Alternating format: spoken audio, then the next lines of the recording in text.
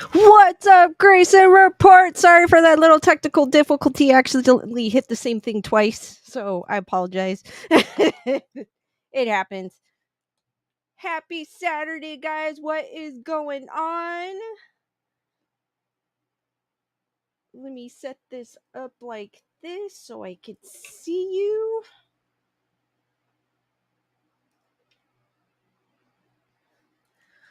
Okay, what is up, D Nice? Trixie, Tammy.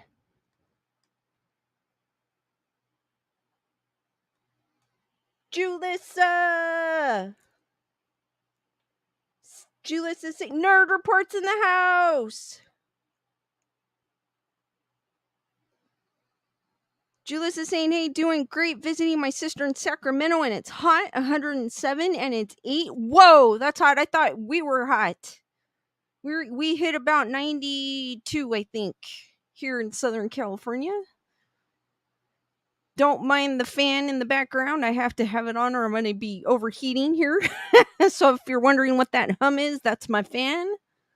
What's up, Spirit of the Trees? So how is everyone's Saturday going? Did you guys do anything interesting? D Nice is saying it's too. Yes, for us it is because we haven't had hot weather. So this was kind of like the first. I know it's only like 90 degrees, which is nothing probably compared to some of you guys in different states, but it's hot for me. D Nice is saying, great. How is yours? It's doing pretty good. Matthew, what is up? Trixie was saying she is having a good time. Julius is saying we are surviving because she has a pool and AC. That's super cool. That's the best thing when it's hot, a pool, if you don't mind the sun. I don't like the sun too much, even though I hike in the sun, but Lisa Boo, what's up? Rochelle, how's it going? Well, what is up? How's it going? I can imagine, Spirit of the Trees, you get humidity, and I think that's even worse than dry heat. She says it's bad in South Louisiana, the heat. Rochelle, I just saw them because they went, I happened to be on my computer. They went into a different folder, but those videos were crazy.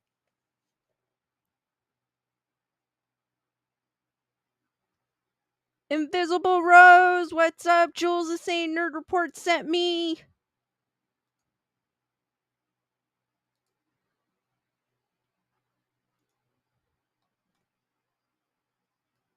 Primal Plasma with Daniel.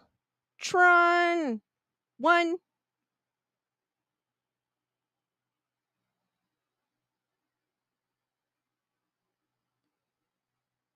Those, Rochelle, those videos you sent me would definitely keep you up at night.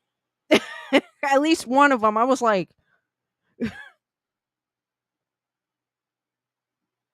Will is saying it's going to be hot. I've totally melted. I almost melted. Almost. Because I do not like the heat. I live in the wrong state. I prefer the cold over the heat. Definitely Rochelle talking about one of the videos she showed me. Rochelle saying today was not nearly as hot where she's at. Spring Storm with the Nerd Report raid.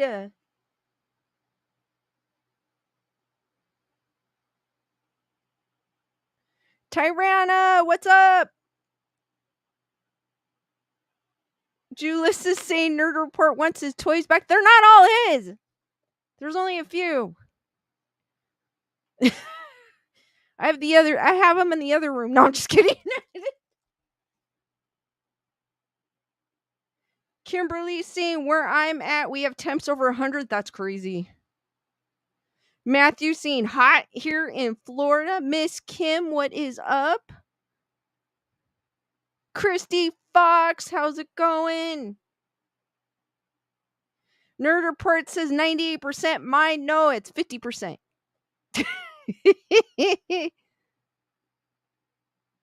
Lisa Boo had a rainstorm. Feels good after the heat. That is super cool. Jules, they're collectibles, not toys. No, I'm just kidding. Well, to me, because I'm anal, like I like everything in the package. Christy saying it's hot and humid here in Texas. I saw an article where you guys in Texas, I don't know what part of Texas, but they were saying it's like super major heat wave. So I feel for you guys. I hope you are staying cool. Spring Storm saying hot in Tennessee too.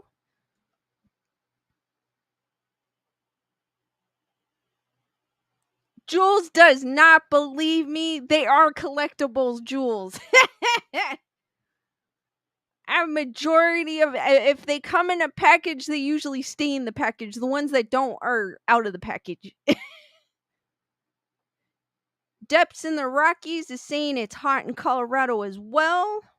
Bernadette.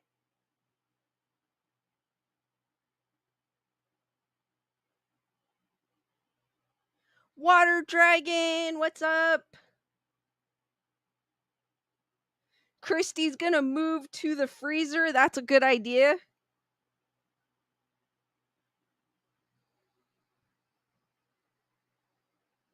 Jules, I'm not talking about those kind of toys. Come on.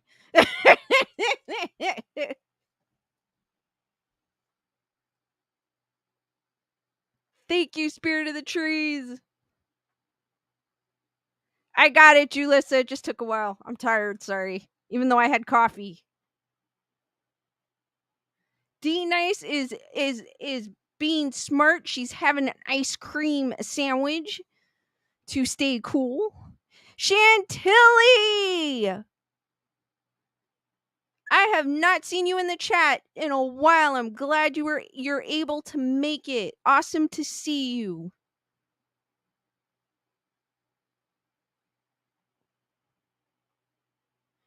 Jules is saying hit that like button if you haven't done so already, guys.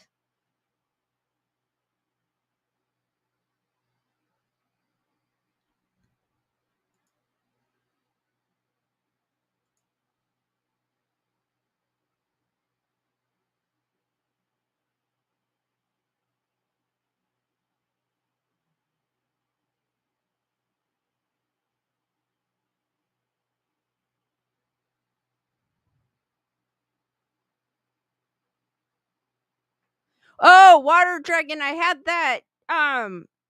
Also, too, I'll do it as a PSA too. I had one today that I didn't open, and I had one a few months ago. If you get a message from someone that says a person has passed away, do you know this person? Do not open that link. They've been hacked. I've had a person it's my PSA for the day.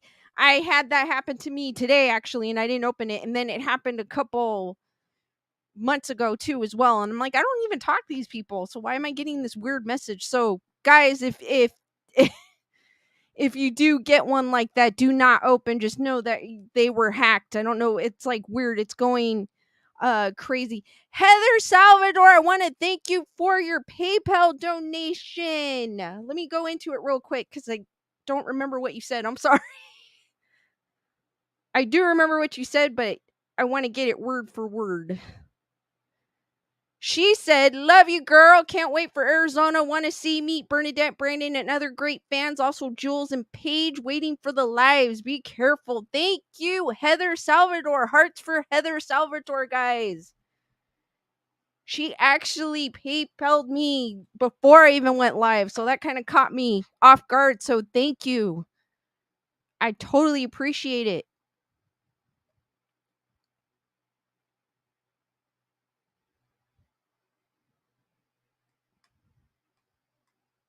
Nuke the Fridge is in the house. If you guys haven't checked out Nuke the Fridge, he has a few videos up there. He also does he interviews celebrities on there for different movies. So if you guys haven't checked it out, go check out Nuke the Fridge on YouTube. There's some cool videos on there. And I can't wait to meet you guys. I am so excited. Looking forward to next week. Not looking forward to the heat, but looking forward to meeting all y'all. But that's okay. I can handle the Arizona heat.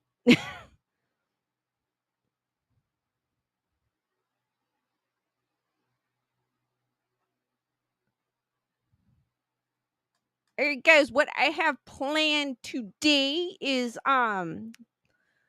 ghost in the news. I've got some ghost stories, a spooky video I found, and remember how I was talking about how when they were saying like you would see ghostly figures on your security camera? Well, I found an article that kind of explains that. Remember when I was saying low compression and I wanted to find the exact answer to it? Well, I found an article that talks about it. So now we could get some answers instead of me guessing or going, I heard about this.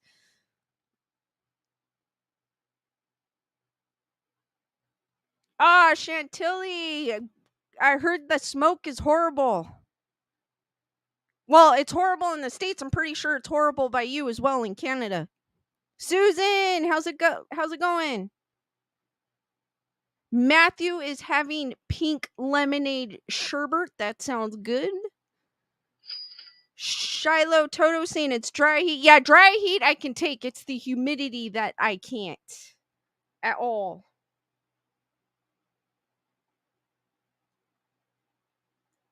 Kimberly Baker, thank you for your Cash App. It says from Miss Kim, have fun in Arizona. Hearts for Kimberly Baker. You're awesome. Or Miss Kim, I'm sorry for saying your last name. Thank you.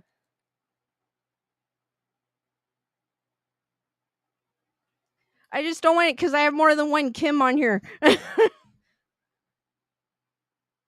But hearts for Miss Kim, guys.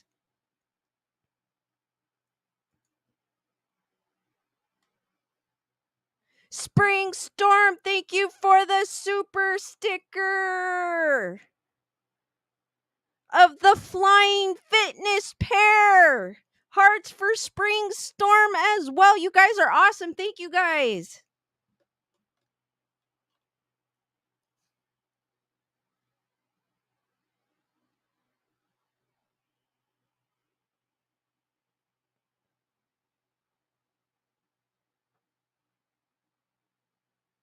Chantilly's saying it's pretty bad. I smell smoke all the time, but it finally started to rain this evening. Ready. Hold on, it jumped up. Ready for some spooky fun here. Yay! I'm glad it's starting to get a little better for you, Chantilly.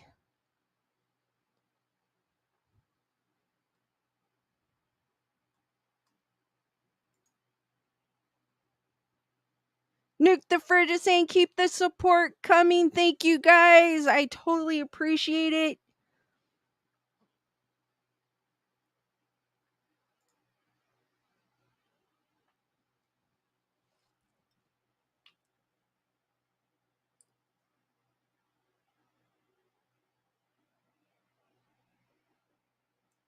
All right, guys, we are going to start with my first article, which is Ghost in the News, where I actually look up or Google Ghost in the News and see what popped up. And this little article popped up. Heather Salvador, thank you. Saying looking forward to you all day.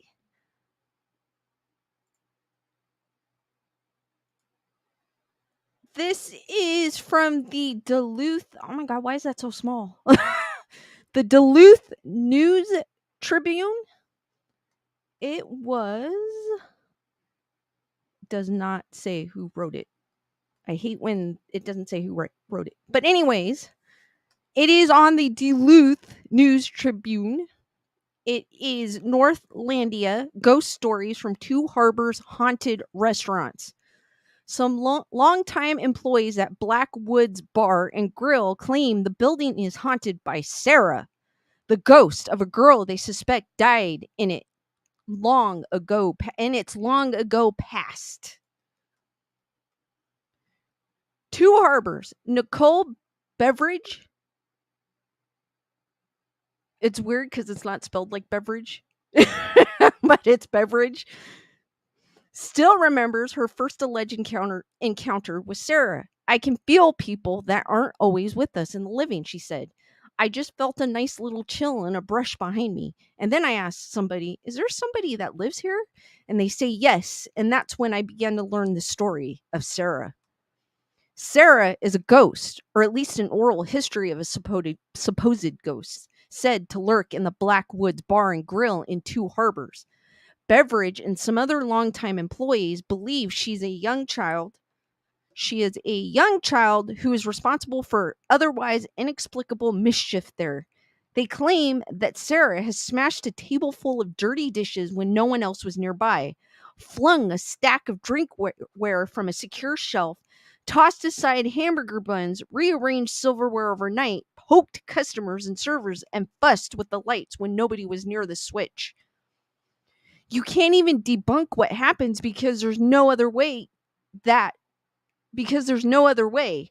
We don't have a breeze going through to knock down plates. We don't have a dog running around the building to knock stuff over, Hannah Story, who's been a server there for about 8 years, told the News Tribune. It's got to be somebody doing it, and it's Sarah.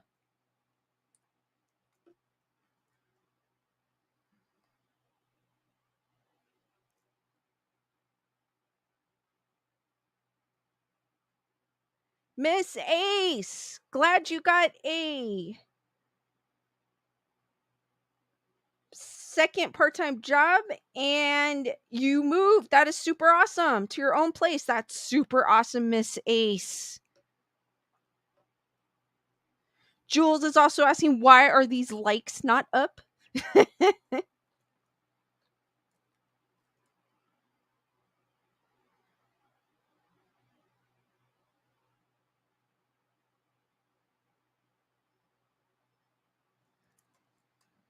So then it goes beverage. So this is Hannah's story, and then this is Miss Nicole Beveridge. They're both employees of this restaurant. Beveridge showed the News Tribune security camera footage of one such antic. In the video, a bar top menu quickly disappears from the edge of the frame, tossed violently, she said, by Sarah. Patrons who were reportedly nearby left disturbed shortly after. She flies it off of there, Beveridge said, in the blink of an eye. Thank you, Bernadette. Hearts for Bernadette, she says. Sorry, I'm trying to pull it up. She says, can't wait to meet you, girl. Stay spooky. Thank you, Bernadette. Hearts for Bernadette. And I can't wait either. I'm super excited. I am super excited. I may not look it, but I am. I'm excited. I can't wait. I always have fun when I go to Mad Monster. It's probably like the one thing I look forward to every year.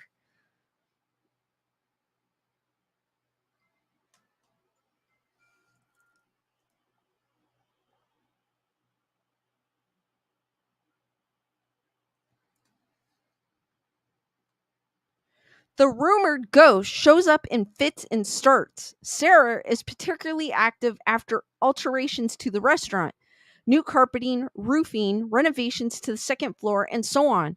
According to Story and Beverage, usually when you hear about ghosts haunting a place, it's usually the first thing they say.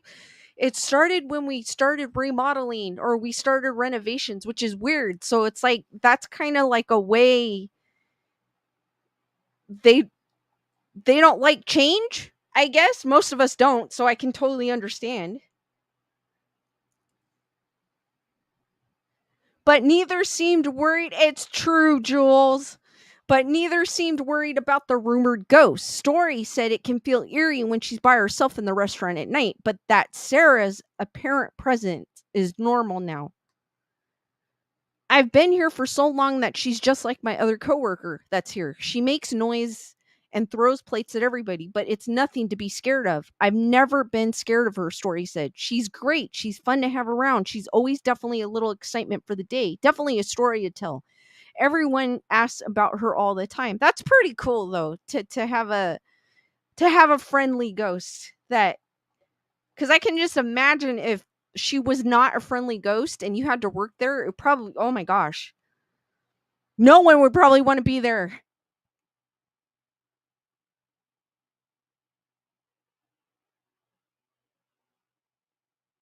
Susan saying electrical issues and cold spots.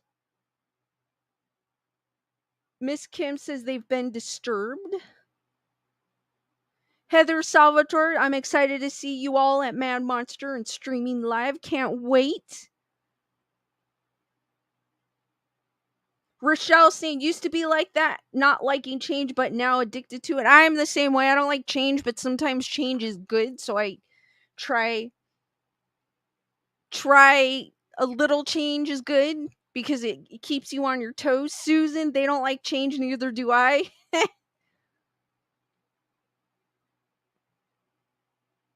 But sometimes a little change is good to keep you on your toes. Because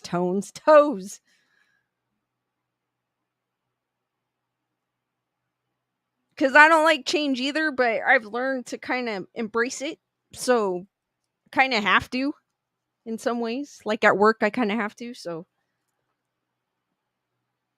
Beverage and Story believes Sarah as an orphan who broke her neck and died after a fall down the precipitous steps leading to the restaurant's upper floor.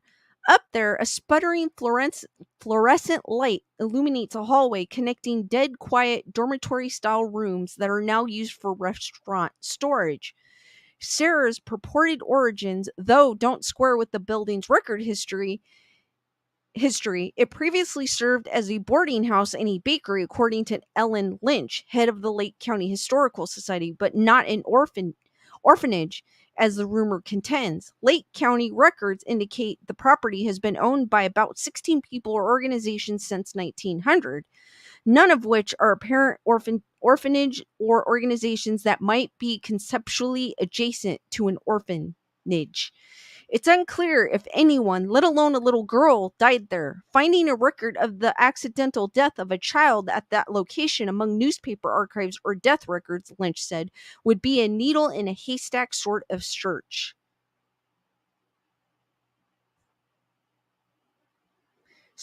Spring Storm saying I'll be a friendly ghost, I'll fold clothes, sweep floors and stuff.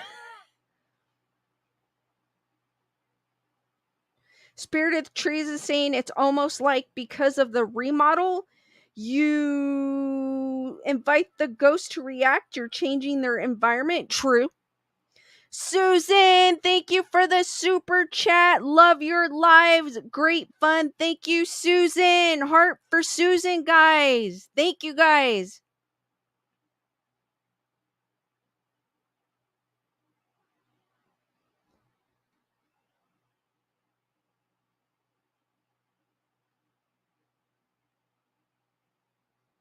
Cheryl Watson.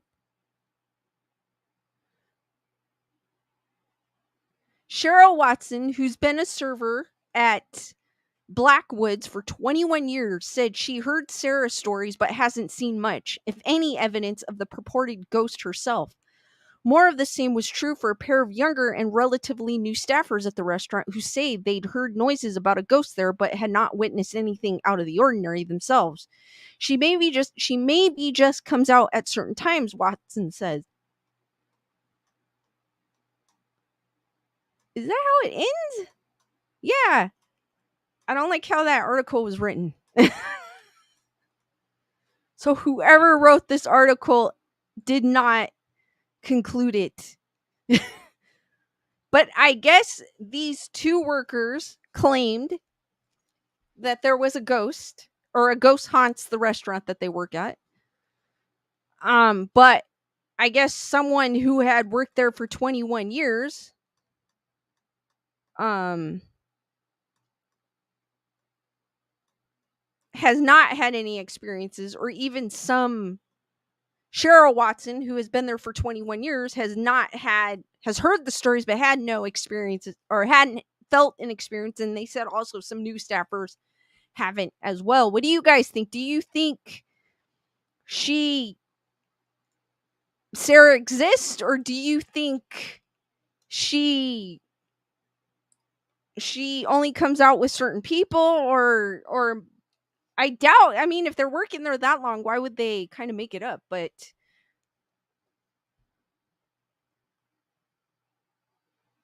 Water Dragon saying being devil's advocate for a second, because I had a thought, what if some people that experience ghosts are actually schizophrenic or something and are experiencing visual and auditory hallucinations? Maybe, but possibility. Thank you, Tyrana, for the super sticker with the corgi, the cute little corgi and the hearts. Hearts for Tyrana. Thank you.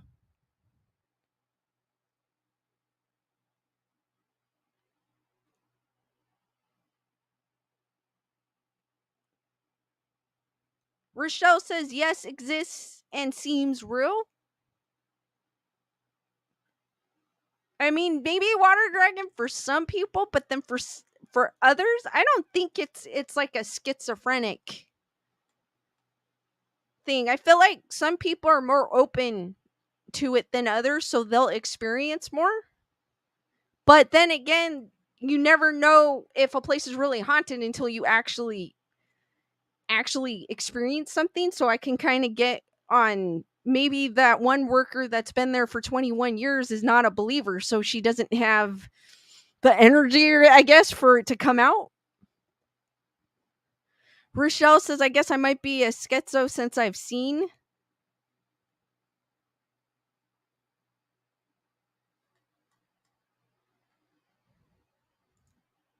So I'm not sure.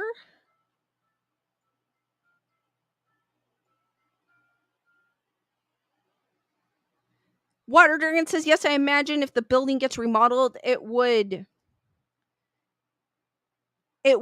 weird out the ghost. It would mess with their sense of self, perhaps. Maybe. Or they just don't like it. It's weird. It seems like every time I hear a story, they're always saying, we started remodeling our living room, and that's when all the activity started.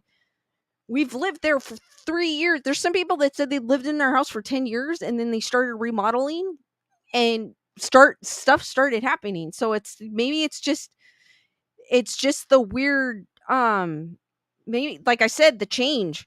The change is what brings them, awakens them, maybe. Springstorm says, I get sleep paralysis and have some scary ghouls. That is scary. That's super scary, Springstorm. Mario saying good morning from Beijing. Oh, super awesome. Cool. I agree with Water Dragon. That's terrifying with the, I'm not sure if that's a reference to the sleep paralysis, but it is terrifying, I've heard. Susan saying it would disrupt them.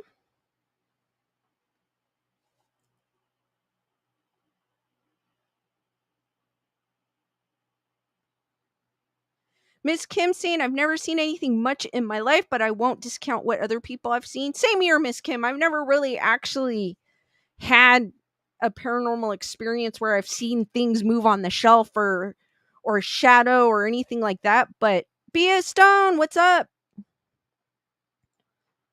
I mean, I've had weird things happen, but nothing like what you see, what people have said. I've seen a dark shadow. I've never seen like a dark shadow or seen things move, but I don't dismiss the possibility.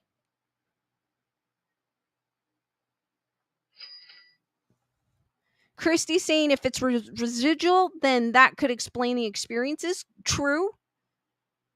But it seems like what they're saying, it's like a playful type of thing where she knocks things off, she turns lights off and on. If it's like residual, wouldn't residual just be like an energy and then like a same type of energy? Because it seems like more, and it moves things, so that seems more of like a poltergeist type of thing.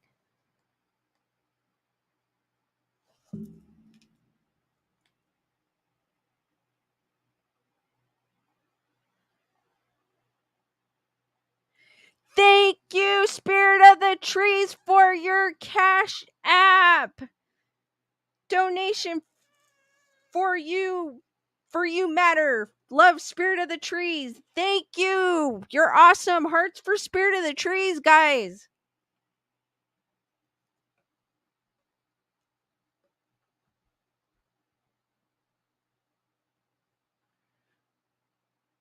Mario saying I've had sleep paralysis multiple times. It's always a female dark entity in the corner of a room. It was sitting in the upper corner of my room like Spider-Man hugging a wall. Just pure darkness evil. That is scary.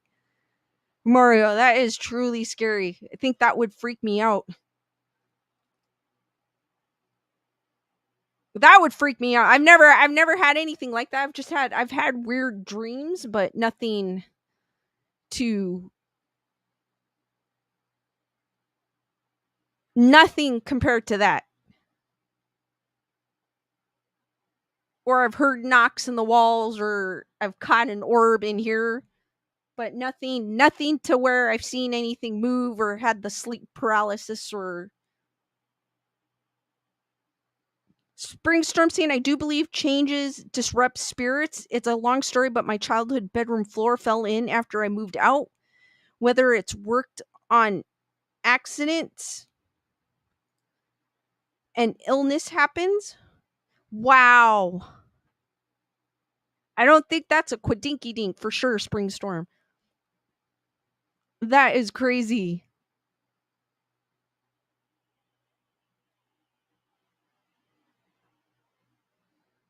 Miss Kim says, I do believe in demons being religious and demons can imitate people. I do believe in demons myself. I do believe that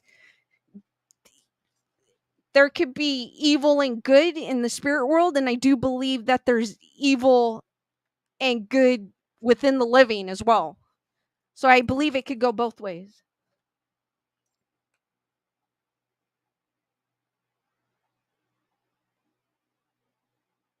Heather Salvador, thank you again for your PayPal. You rock. East Coast going to bed, but you go with me. Looking forward to Arizona. I think my BF has aliens.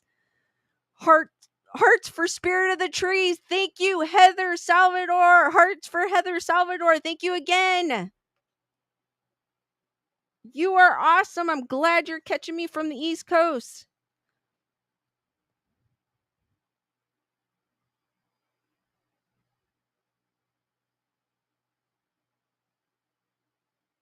Christy saying, oh, yes, you are right. I was thinking like for remodeling a place, like putting doors where it didn't used to be or a new wall.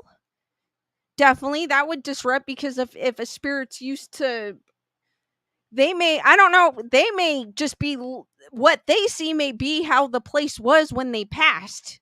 You know what I mean? So when you're disrupting it, they'll be like, what is this? What's going on? Mario saying multiple times I felt the entity slowly climb on my bed and basically begin to sit on my chest. I could feel her weight on my chest and I couldn't move. I could feel my body sinking into the bed. That is scary. That is super frightening. I don't know if I'd be able to sleep after that one. Seriously, I don't think I'd be able to. It'd be like, I don't think I'd be able to sleep. That is scary. Springstorm, I saw a shadow man in my bedroom for years. Again, long story. I'll have to post it on Discord. Please, Springstorm, if you guys have any stories and you're a part of my Discord, go ahead and share them there. I also have a Grayson Report Facebook group. If you guys are more into Facebook, which I'll share toward the end of the stream, or just search Grayson Report on Facebook and you'll find the group. And also there, if you guys are a part of that group, I will you can share stories as well if you have any. Julissa, that is what she believes in, the evil, good and evil in spirits and good and evil in people as well. Miss Kim, I was thinking the same thing. How I was thinking, as I was saying, I wouldn't be able to sleep after that. Mario, how do you sleep? I don't think I could.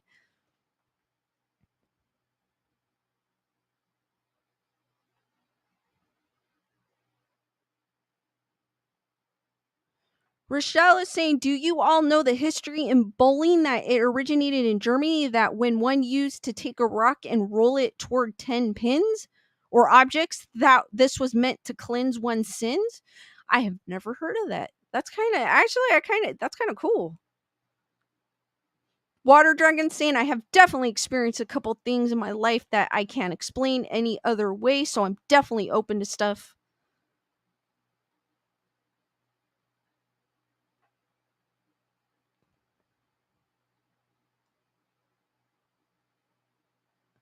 Shiloh Toto saying, my main golden retriever always alerted us to spirits. For instance, when we first moved my grandmother's dining room table in the house, she kept peeking around corners and wouldn't go near it.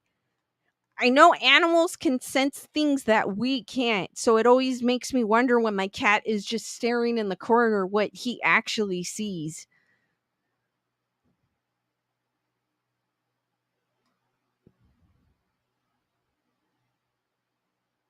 Mario saying, the thing that sucks about sleep paralysis is that you know it's happening, you know what's happening.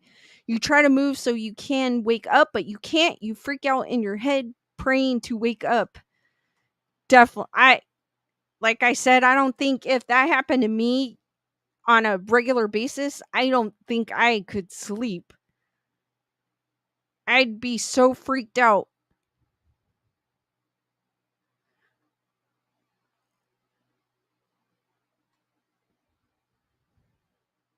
Oh, D Nice posted the link for my Facebook group if you guys want to join. I do post when I have new videos on there because sometimes YouTube can be pesky about notifications.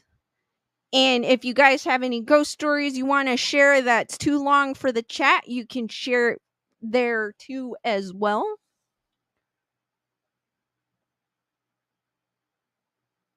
And she also posted my Discord link, which is on my link tree. If you are more of a Discord person, I also post when I have new videos on there as well. And if you have any stories, you can post it there too as well.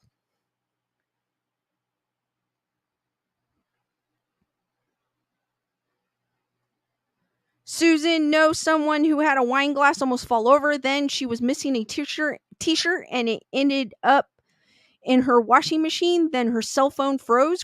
That is creepy. I would have crossed it off as no, I put it in there and I just don't remember. I'm losing my mind. Because I've done that before. I forgot where I put something. So I'd probably think that unless it happened more than once. If it happened more than once, then I'd be like, nope.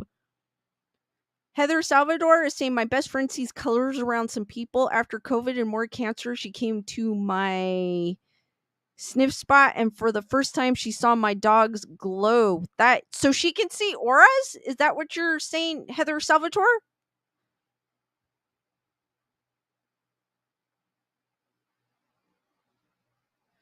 Water Dragon is, I can't be sure, but I thought a residual was a partial clip of the ghost time just before they died, or is it called something else? You know what? Let me look that up. So I could get like a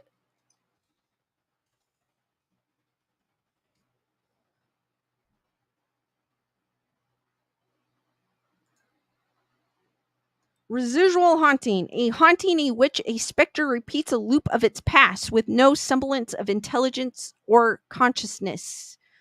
So this ghost, Sarah, she's actually moving objects, so I don't think it's residual.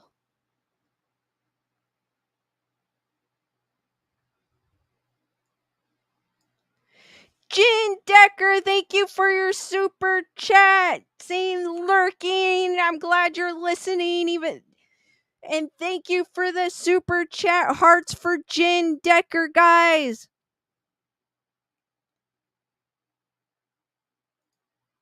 And guys, for any lurkers, just say hello. I don't mind if you lurk, and if you're a little shy, I don't mind if you say hi too as well. And same for anyone that watches on the replay. Please say hello, hi. Give a comment so I know that you are there watching. And even on and when you're watching on the replay, I do read all your comments. Jin sent a Facebook request after I end the stream, guys. I'll go through and I'll approve anyone that joined my Facebook.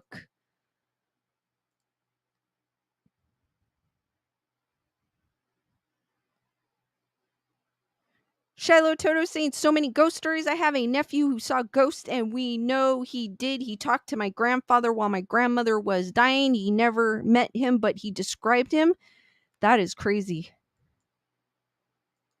Nerd Report saying many new people here. Welcome, welcome, guys.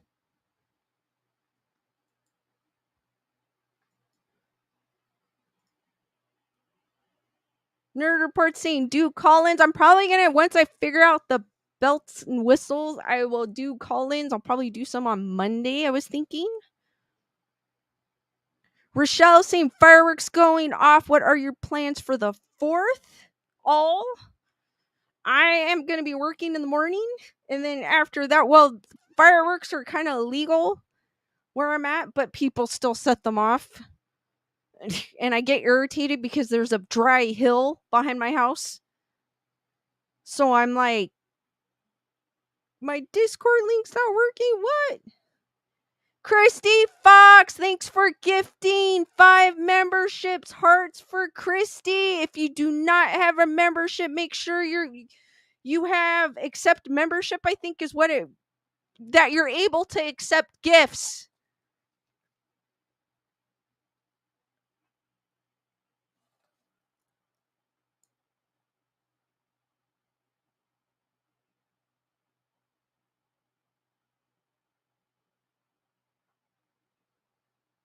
Mario saying anything that has to do with the paranormal scares the living crap out of me. The original Paranormal Activity movie creeped the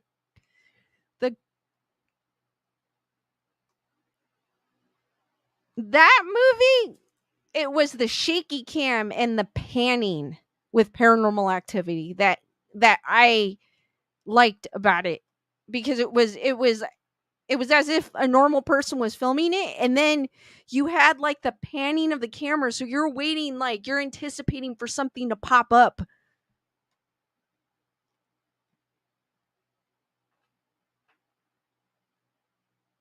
Bernadette saying the other day my bedroom door swung open, and as I looked at it was flown opening, I saw a long grayish figure that either was an arm or gray tail. My cookie was a gray cat, so I don't know. It was weird.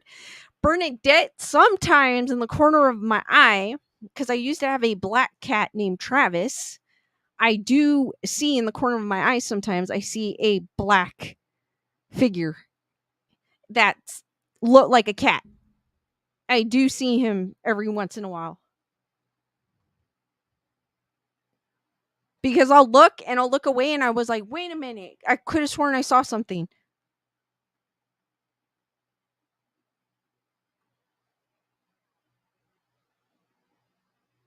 Tammy saying yes, also in Arlington, but they still set off here too. It's annoying when they set off the fireworks. And I'm like, I got a dry hill behind my house. You better not set my house on fire. You know what I mean? D Nice posted another link to my Discord, guys. If that one should be working, I apologize. I will check out to see what's wrong with the other link.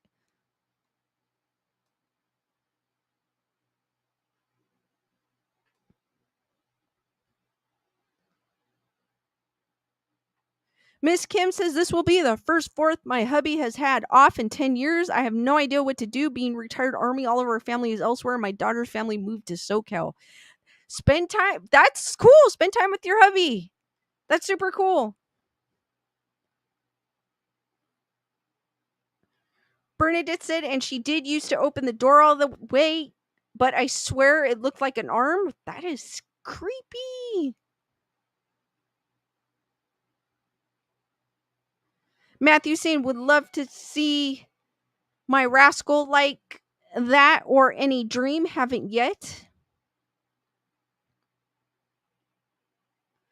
Mario says my 2-year-old daughter always asks about my stepdad Gustavo. He passed away last November. Not sure if she sees him or simply remembers him, but she's 2 years old. he might visit her in her dreams like my grandfather did. But it's crazy. I never knew when he passed away until basically my grandmother passed away because she was buried next to him. And that day was when I realized he had passed away 6 years before I was born, but yet I have this memory of him taking me to Disneyland in this old 50s car and us driving on the freeway going toward Disneyland in Anaheim. So it's like crazy. And it kind of, after when I realized when the year he passed away, I was like, oh my gosh, that's super crazy. So I believe he's visiting her in her dreams, like my grandfather did on my dad's side. It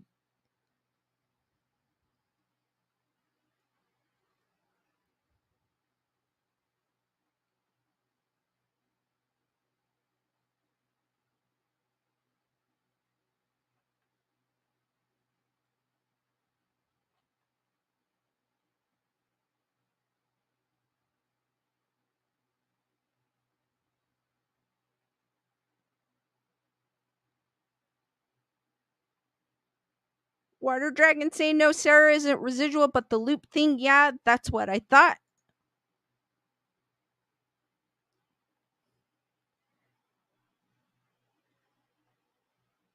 All right, guys, we will go into the next article, which will explain the what causes ghosts or ghosting, as it calls on SS or CCTV cameras, because I remember hearing that it was caused by low compression, but I wanted to know the exact answer. So here is an article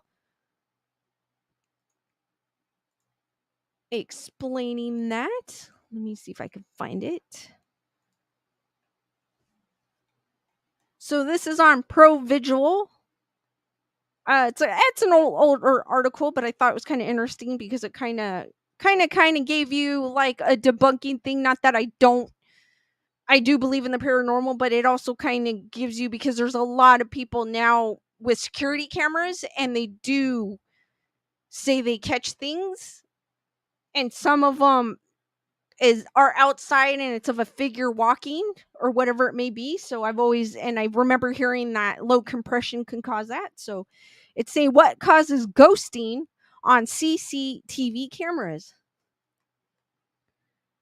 The answer: ghost like images have been popping up on CCTV cameras for years, and while some people use these mysterious shapes, objects, and figures to declare proof of paranormal activity, there's actually a very logical explanation for ghosting.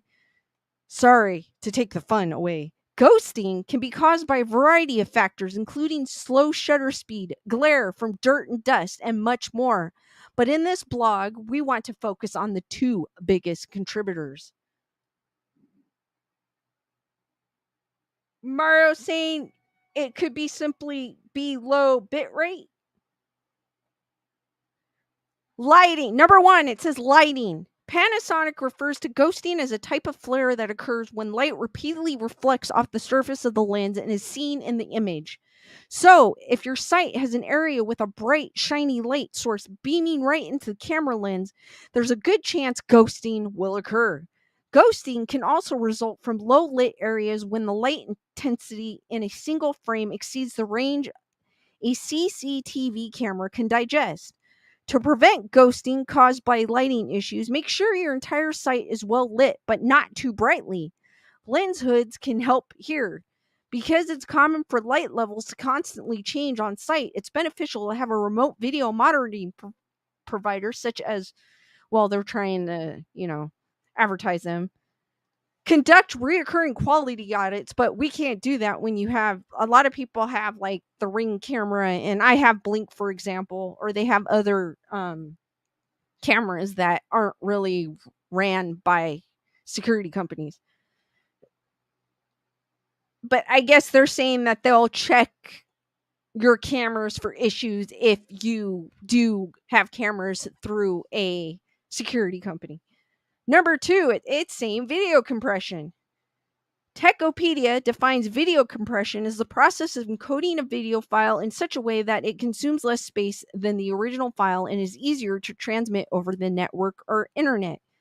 With video surveillance, once a camera captures images, the video data is transferred to a central cloud-based monitoring system where images are analyzed and sent off to operators. Video compression helps expedite the video upload process so security analysts can get the footage they need as quickly as possible. However, compressed images can sometimes result in subpar video quality, resolution issues, and causing ghosting. And I guess that's the big top. They said video compression and lighting can cause ghosting.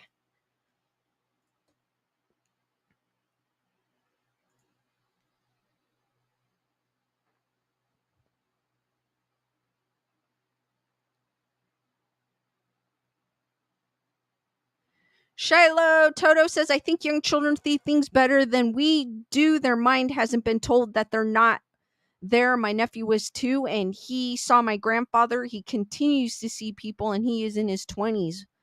Wow. I mean, that's super cool to have that gift, but also too, it can be scary.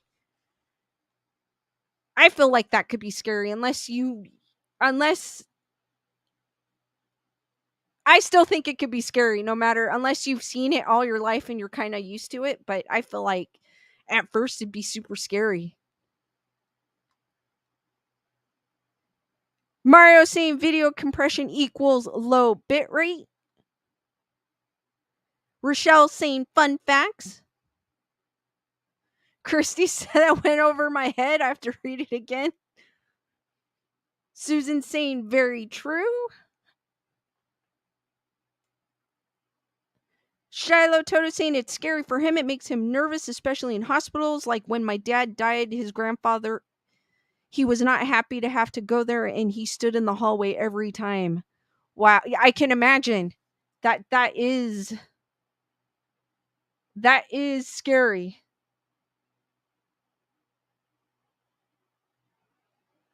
That is scary. It is.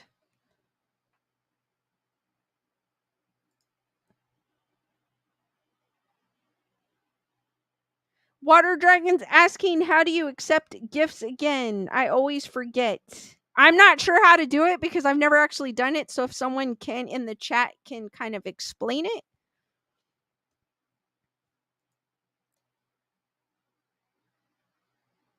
D Nice is saying she had a pop up, but she's on her phone. I'm not sure like the semantics of it because I've never actually done it myself. So if anyone in the chat can enlighten us on how they accepted gifts or turned it on, I should say, for Water Dragon.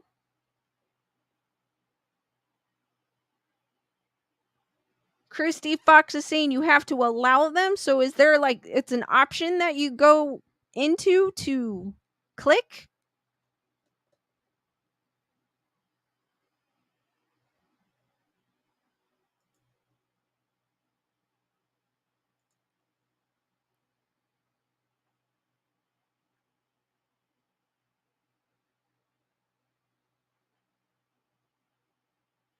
Trixie saying turn on in settings.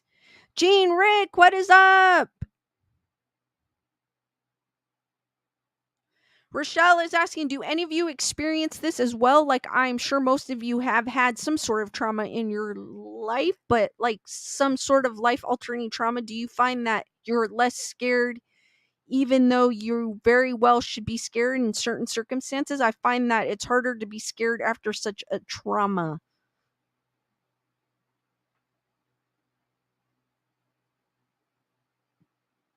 That, Rochelle, mine was anxiety. Like anything new, it still kind of triggers me, but I hate it so much, so I fight it. But that was with me when when at one point when I had really bad anxiety and anything new would drive me nuts, or if someone acted different around me, it would set something in my head like, oh my God, what did I do? Why are they like that? You know what I mean? And then I would kind of go crazy, or my mind would make me think this when it was actually this, or I would think of the worst when it's actually wasn't that bad. So for me, it's my anxiety that sets like anything new that I'm unsure of. But now I fight it so it's not as bad, and I just push myself to do new things, and it's gotten much better. Be a Stone is saying someone is setting off fireworks right now, Canada Day.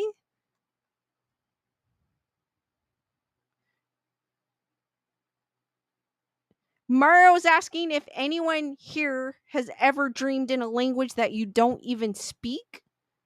I have never. Alice, how's it going?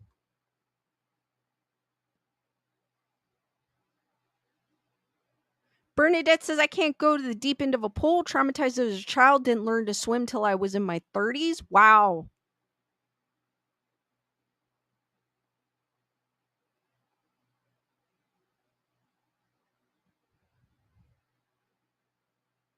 Shiloh saying, for anyone that needs it, go back up and speech up to where the first gift was given. It should say allow gift. Press that button and then allow gifts.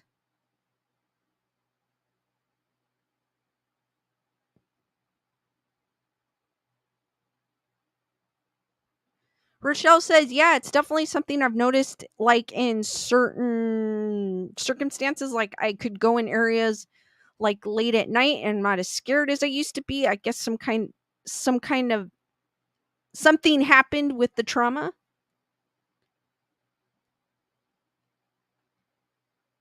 Susan saying she had a dream in Spanish.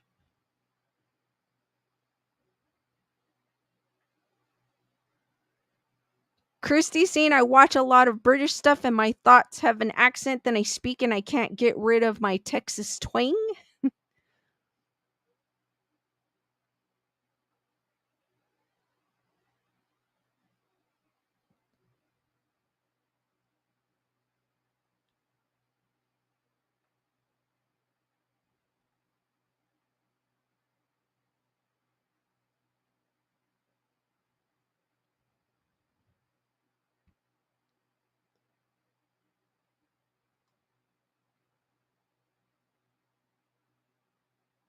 Rochelle says, so who's the alternate point while mentioning this? Because oftentimes I've been told when you experience a life altering trauma, you can also be inclusive to understand and see them better and hear and have found that in most cases, after I've talked to many people who experience a life altering trauma, they can actually feel their energy better. You're probably more in tune with yourself too because of what you went through. Like you're more aware because your senses are how am I say they're awakened in some ways than you would before the trauma, because before the trauma you see things in a different light, I should say.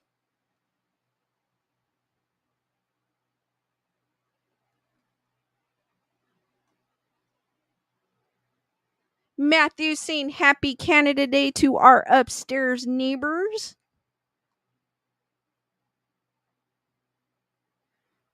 Susan saying was studying it in college, but this was a fluent Spanish dream. Aaron, I agree. Nothing wrong with the Texas twang.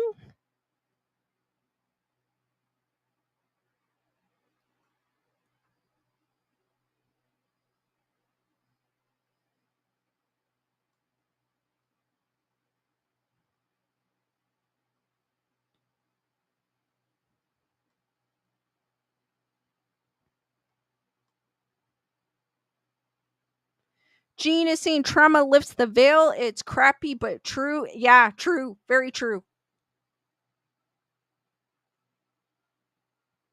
Spirit of the Trees is saying a tree cannot escape its surroundings at times. Neither can you. My phone reminding me to drink water so I can bloom. I have no idea how to turn that off or where it's coming from. Mario saying I was speaking fluent German? Wow.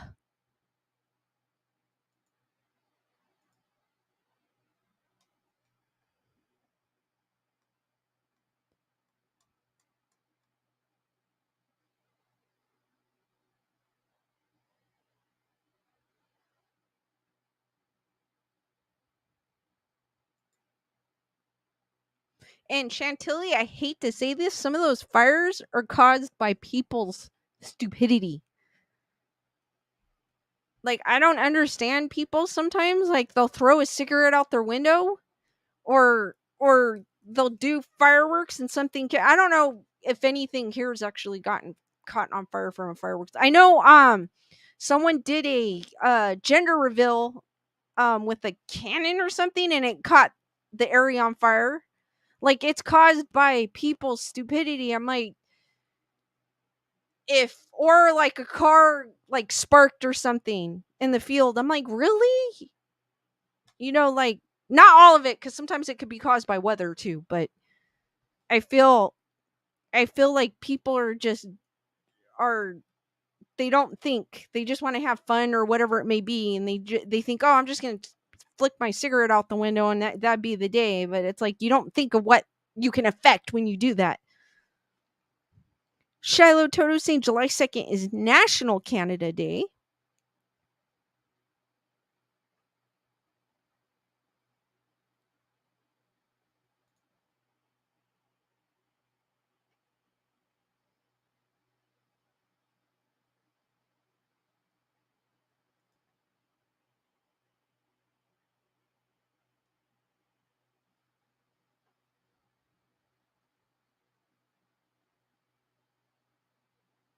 Mario saying sometimes firefighters start their own fires because they are bored and want some real action. I've never had an article like that, but then, sometimes with news articles, they don't tell you the whole truth. So I wouldn't dismiss that as a possibility.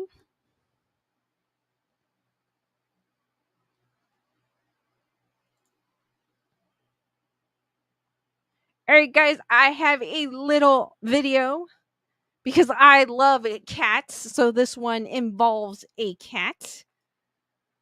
Um, it's on YouTube with Dogtooth Media. Let me share my screen here real quick.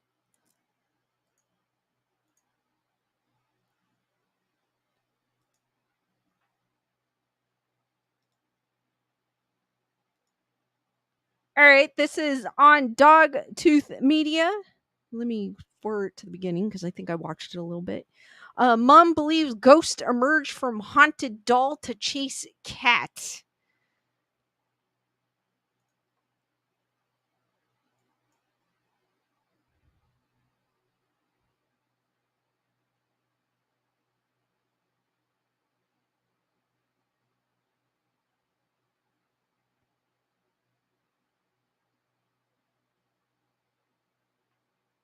There it is again. You see a black mist coming from the porcelain dolls. And the cat is actually looking at it too, as well.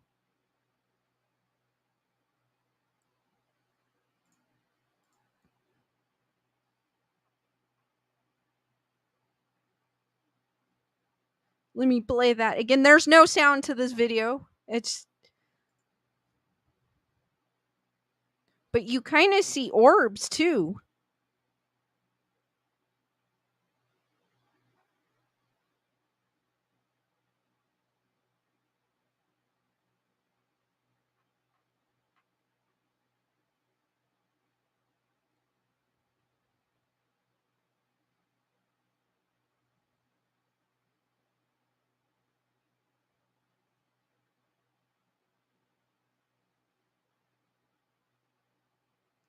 So, guys, what do you think of this video? Do you think, because the cat obviously sees something? Spirit of the Tree saying so creepy good.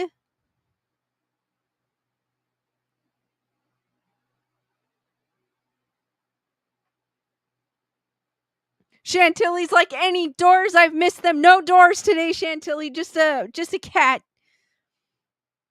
Christy says, I like that one. Looks creepy. Jin is like, oh, hell no. D-Nice is like, oh my gosh. Rochelle saying the doll on the white blinked. Miss Kim is like, who has creepy dolls in their living room? D-Nice is saying creepy for sure.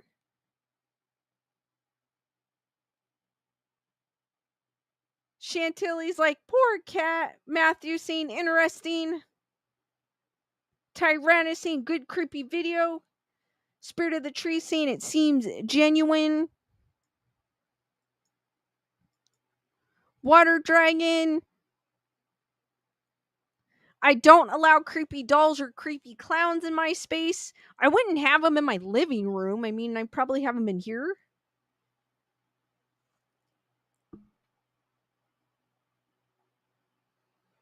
Rochelle saying I stayed at a motel back in Michigan once. It was nothing but all dolls. It was so effing creepy.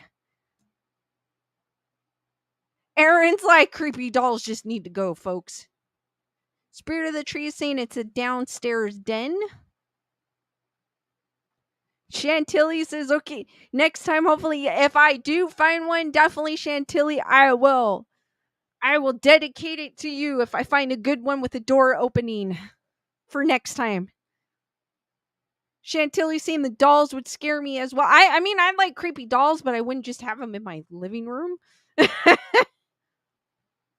And I like clowns as well.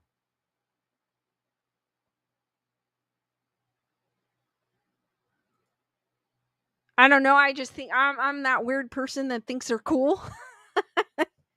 I always have. Even when I was a kid, I always thought dolls and creepy dolls and clowns were cool.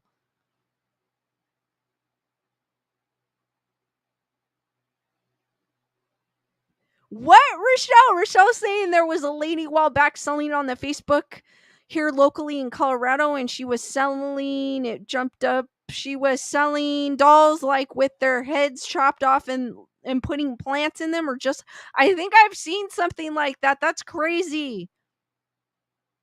Brandon!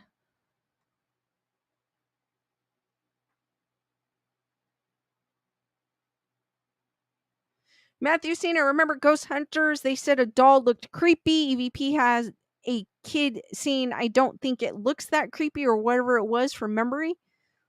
Was that was from the one that was from a recent episode, wasn't it, Matthew?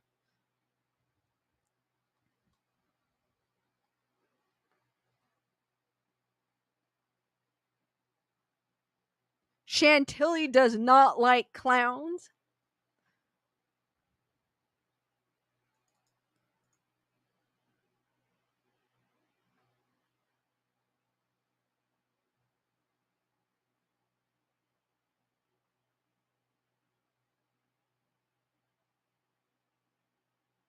Matthew saying not long ago. I think it was at the one, if I'm not mistaken, they were in California?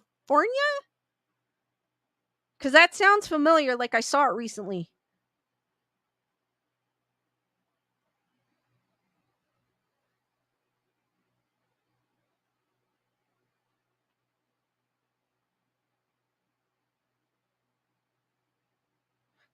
That's kind of cool, Rochelle. That, I think that that's kind of cool though.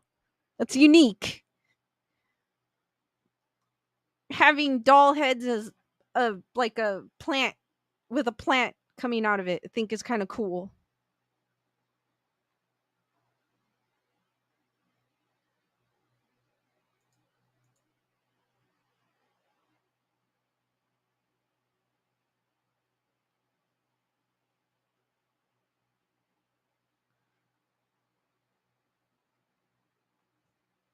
Okay, Matthew saying it's a very long time ago, because for some odd reason that I remember that one, but I can't pinpoint what episode.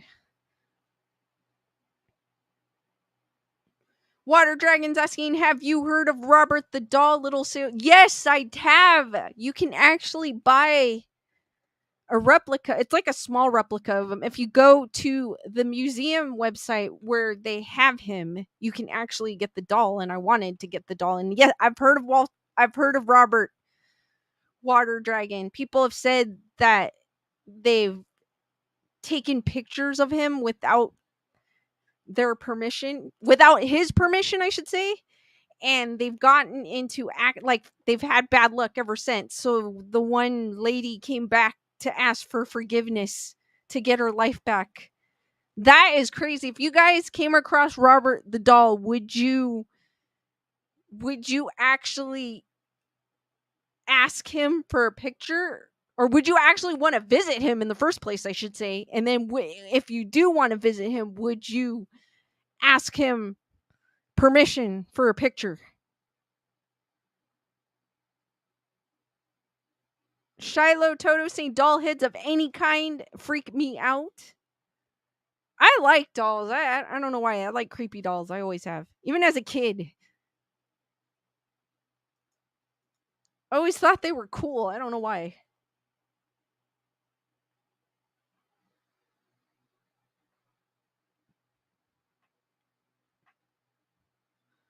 Matthew saying Ozzy Osbourne is scared of him.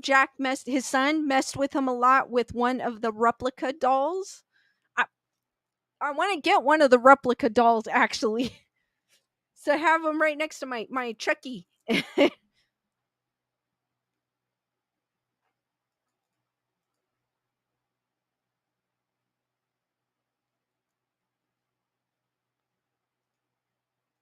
Cause it's super cool.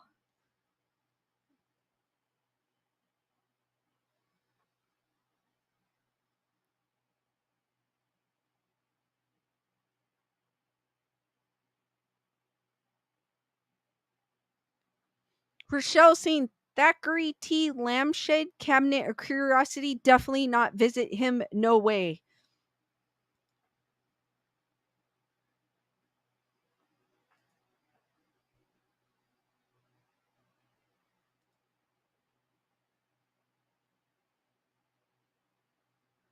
Brandon says I like this bar that uses hairless dolls as beer tap handles and has a gigantic Cabbage Patch Kid with art all over it out back. That's super cool. Actually, I think that's cool. Something different. I'd be like, oh my god, that is so cool. Like Brandon saying it's called Poison Girl. That would be cool. I'm sorry. If I saw that, I'd be probably taking pictures of it or something. I'd be like, oh my god, guys, check it out.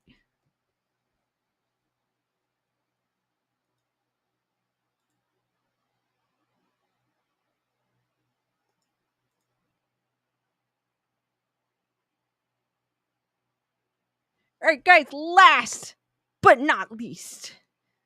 D-Nice! Thank you for gifting 5 memberships. If you guys have your memberships on, gifts on, grab them while you can. Hearts for D-Nice. Thank you, D-Nice. Water Dragon, Chantilly, Shiloh Toto, Holly Monster, and Leva Scorpio received a membership from D-Nice. Thank you, girl. And welcome new members. And welcome to the Wolf Pack, guys.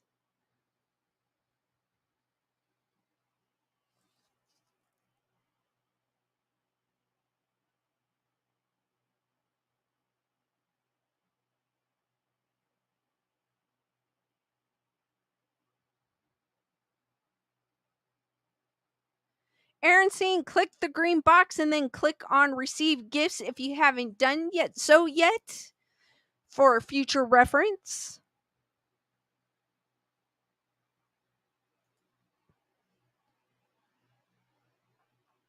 And D Nice is saying you got 1 month of membership courtesy of D Nice.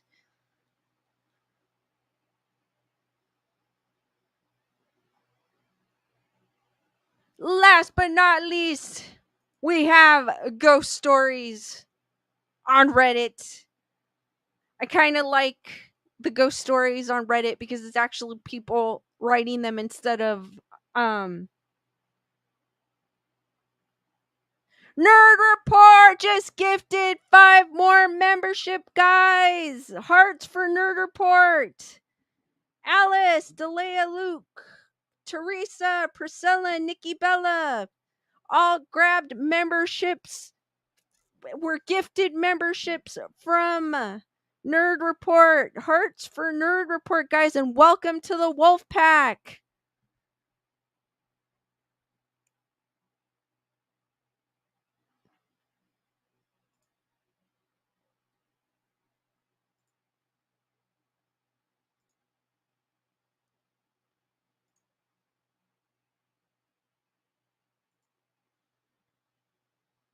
The one thing I like Reddit is because it's actually people sharing stories. And you probably don't have to get judged maybe on Reddit for posting stories, because I know some people, Nerd Report saying, who's gonna match me? I know some people are kind of iffy to share their ghost stories because some people may not believe them, but here I'm open to them. Even if you had a UFO experience, I am open to it, even though I'm more of a person that needs the proof to see it. But if you see it, I'm very open to it and open to the possibility. So this one, Christy's like, I matched you already.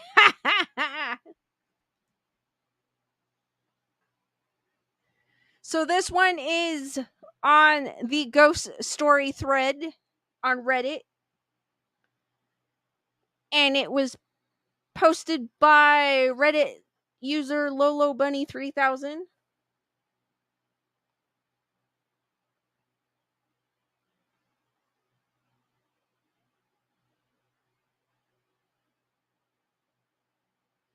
And this one says, my nurse was a ghost. In 2020, at the beginning of the Bud Light, I had just given birth. At this time, I can only have one person in the room with me my entire stay at the hospital. Of course, my kid's father was there, but like the third day, he left to clean up our house and get everything prepared for me and the baby. I had gotten sick and had a C-section, so I had to stay for about 4 to 5 days. Well, while he was away, a nurse named Kelly said she would be helping me throughout the day and spending time with me so I don't feel lonely while dad is gone.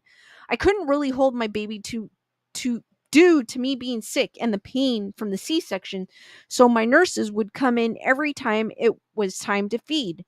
I noticed when they came in, they wouldn't acknowledge Kelly and me, that Kelly, and she would go to the farthest part of the room and she would tell me, I'm just going to get out of the way. Now, she did tell me that she didn't specialize in what they did. She was just for comfort. So I didn't question anything. The entire day, she was so helpful and encouraging to me. I really believe I would have broken down if she wasn't in there with me. She was such a sweetheart. Well, after about 5 or 6 hours, she told me she had to leave and that she would come visit me before her shift was over to see how I was doing. She hugged me and blew a kiss at my baby and walked out the room.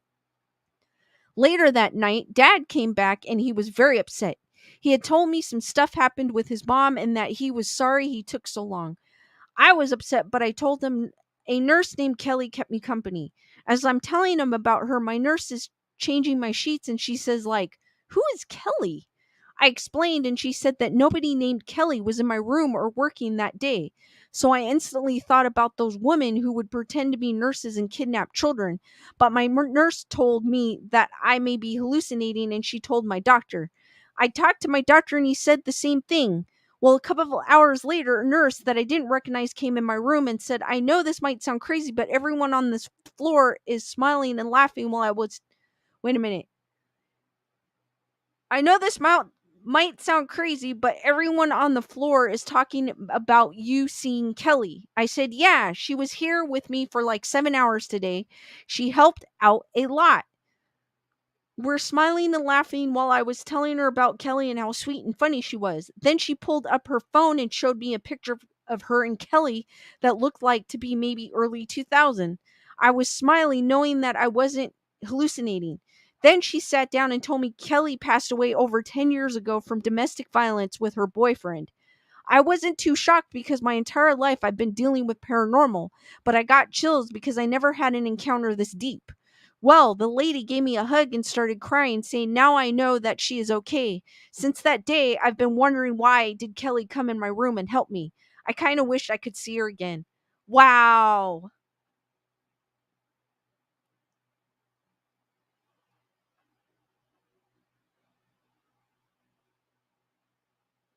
Water Dragon is saying, "If I met him, I would be sure to ask permission. I don't want bad juju. Reminds me of how you can take anything away from Hawaii. You'll have to return it and apologize to break the curse." Speaking of Robert. Saffron saying, long time lurker, saying hi, love the channel and the show. Thank you for commenting, Saffron, and I'm glad you're liking the show. Kirsty going, "Now that is creepy, but really sweet and helpful." Matthew saying, "A good one." Spirit of the Trees is like, "Whoa." Alice likes my Chucky doll. I'm hoping to get a Billy doll from Saw because that's like one of my favorite movies. That was a great story. I like that story. That's like one of those great stories.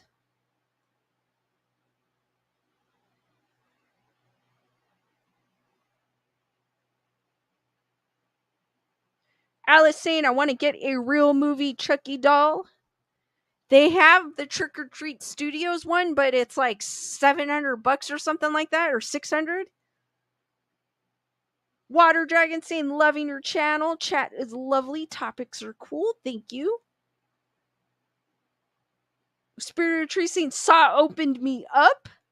I like Saw. I don't know if it's just one of my favorite movies. It's one of those, it keeps you on your toes. I mean, it does have the blood and guts, but it keeps you on your toes.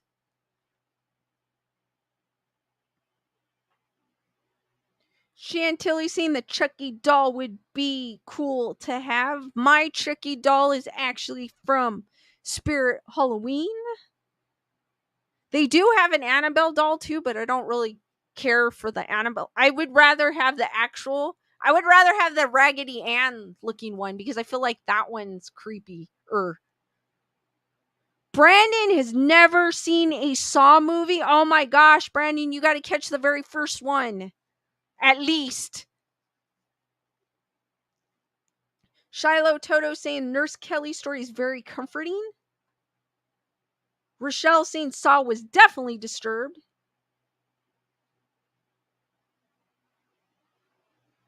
Alice is saying they sell one in Vegas, a Chucky doll from the movie. That's cool.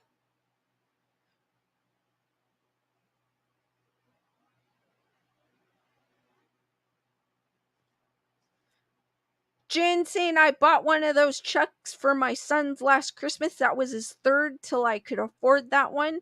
Yeah, that's why I got this one because this one's like way cheaper than the Trick or Treat one, but it still has good quality to it. Rochelle's like, "How if I make a Chucky doll? I'm not that artistic."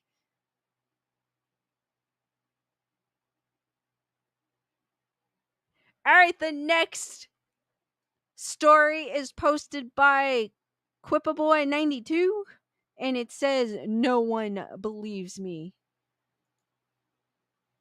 This is my first post in this group. I joined the group because I went through something life changing about 17 months ago. I've had struggles with drugs for a long time, but about the end of March 2019, I picked up M. About 6 months into doing the D, I started to notice some very odd things began happening that could not be explained. I mentioned it to other people who also used because I figured they had similar experiences with the D, but they all said they weren't familiar with what I was saying and that they had experienced something like what I was saying, but not to the extent of my experiences. It started out with me feeling things under my skin, which is the normal part that most M addicts speak of. I went digging one night and left a pretty good wound on the back of my neck. The next morning, I was trying to heal. I was touching it a lot because I couldn't believe what I had done the night before. Out of nowhere, I felt what was like a tentacle reach out of it, move down to my shoulder blade. I'm freaking out because I can't stop it and have no idea where it's trying to go. It stopped at my shoulder and I started to feel cold chills along through my body like the thing was now shooting something through me. It felt like something had a firm grip on my neck and it was just there. I would move my head forward and something would pull it back to the upright position on its own. 7 trips to the ER where they found nothing wrong with me, prescribed oral and topical antibiotics and would hold on. And antibiotics for the wound on my neck. My neck healed, but all the stuff that was going on continued for 2 months until I entered rehab. It was the strangest thing. The entire ride to rehab, all this stuff was still going on. The moment I got there, it stopped. That wasn't the end. Not even close. I got out of rehab, but still could not put down the D. The physical stuff continued to happen. More trips to the ER, more rehab stays, and then one day it all stopped happening, period. I was able to get, and not worry about the crazy stuff happening, so I thought. I began hearing people talk about me everywhere I was. When I approached them, they always said nobody was talking about me. I'm like, BS, I know what I hear, but whatever. I was that had a reputation for getting. So I just figured people were gossiping about me and words were spreading. I feel like, do you guys feel like this one's paranormal? Or do you feel like this is a trip from what he was taking? I feel like I'm going to continue it, but I feel like this is more from a trip.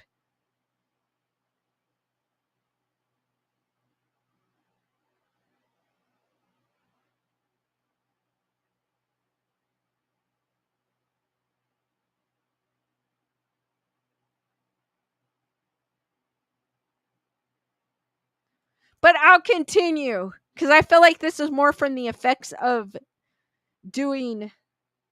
Yeah, Brandon saying it could be a bad. I agree, but I'll continue reading it though. D nice is saying, goodness, YouTube makes it hard to read. You're a pro, Lisa. Sometimes with some, depending on the article, because sometimes the words are like super small. So that's why I'm stuttering sometimes. I'm like, what?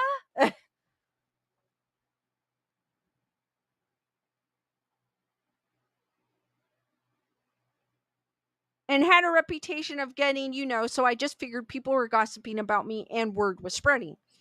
We're in the middle of the Bud Light virus, now about 2020 December. I'm staying at my friend's mom house. I got my first stimulus check there. Of course, I ran right to the drug, but this time everything in my life would change forever. About 2 days in, I started hearing music playing upstairs, but I'm the only one living in the house. I texted my friend and asked her about it. She said she shouldn't be hearing anything come from up there. I go check and nothing's up there. I go back to doing what I was doing, and out of nowhere, I hear clear as day, "Look at him. He's an effing scumbag." I stopped, I looked around, and then I heard, "I think that one got his attention." Oh my God, this is crazy. Then I hear my name. Now I'm certain of what I'm hearing and freaked the F out. It's all come on like a ton of bricks. I'm hearing multiple voices just rip me a new a-hole. I've never experienced anything like this, so I'm certain it's real people and there are cameras in the room. I don't know where these people are, but they are telling me that I'm a worthless whatever he's saying right here that deserves to. And today is the day. I sat there in the room in shock for hours listening to them bash me and not know what to do about it. Finally, I call the cops. Oh my God, the cops are going to think he's crazy. The minute they arrived, the voices went away. I sound like a complete idiot trying to answer the cops' questions about these people. He asked if I wanted to be taken to the hospital, so I went. I ended up having a warrant back home, so I was taken back to my hometown. Released the next morning, my family has no idea about what I've been going through away from them. None of that was enough for me to put M down. I continued to use a few times after, and every time it was the same thing with these voices. I'm going to try and shorten this as much as possible.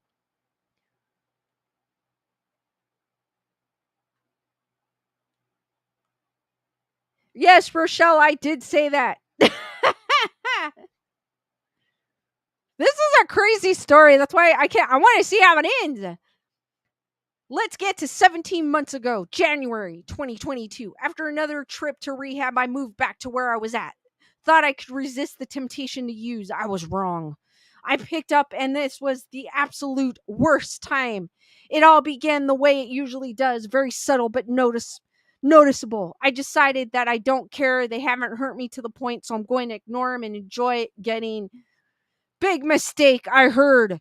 What do you do when they are no longer afraid of the dark? Then I heard, you go to war.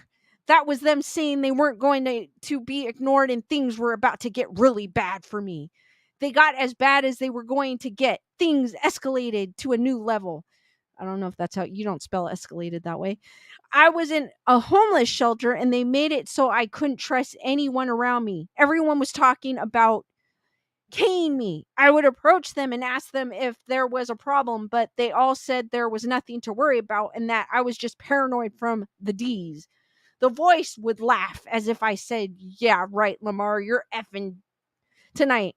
I got out of bed one morning and the guy that the voices had been telling me was there too was still asleep. I hadn't slept all night, but listening to them tell me how I'm going to and hearing, whoa, all through the night, I went to the director. I told her I didn't feel safe. She assured me that I had nothing to worry about. I go to walk outside to take a break. Before I open the door, it's still dark outside. The sun isn't up yet. I see a figure standing by a parked car. So I say, F this, I'm not going out there. I turn around to have another look, and staring me right in the face through the door window is that figure that was by the car. She looked like a demon, pale skin, dark eyes. I freaked out. I turned to go back into the common area. I sit down and I hear a knock on the window next to me. I move seats to another room and I hear, "There's nowhere you can run that we won't find you." Then I hear knocking on the wall where I was sitting. I felt such a cold breeze blow by me, and then I felt this grip like feeling on my neck that I had experienced in the very beginning that no doctor explained back in 2019. At the point it all became clear that I was dealing with something so far beyond the scope of anything I could have ever imagined. I'm freaking out. I called the police. I told them I just need to get home to my family. I didn't know what else to do. I was told that if I got H again, they were going to me next time as I'm sitting in the hospital again, and I'm being told to call my son and tell him I love him. I don't have my cell on me and don't know his number by heart, so the voices start saying numbers. I pick up the phone on the wall and dial the numbers. I hear them saying it goes to toxicology. The voices told me, "Yay, Lamar, when they do your toxicology, they will find all kinds of D's in you, and that will be the reason your heart stopped." Because they had threatened to stop my heart earlier, they were saying that nobody would suspect anything else but D use as a cause of D. I left that hospital 5 days later and have not touched. I would have thought after the first experience, I would have never done it again. I don't know about you guys, but if I was going through all that, I'd be like, no, forget it. Have not touched that D since I'm 17 months clean today. I know the majority of people are going to say it was the D and my experiences wasn't real. It's what all my doctors say, of course, but I refuse to believe that. I know it was real no matter what anybody says. That D leaves you so open to the other side, but tell me what you guys thoughts are on this. I have nowhere else to share this without it just being miscounted as me being crazy. And also, when they first appeared and called me a scumbag, They also said that no one would ever know they were there. I didn't know what they meant by that at the time, but I do now. That story is crazy. Marcella, what's up? Saffron saying could be both. Maybe the other side was trying to tell him to get clean or you'll end up with us. It could be too. You know, like how when you're so close to death, you're kind of in between the living and the dead that you do see things. So maybe that was it. He was doing it so much that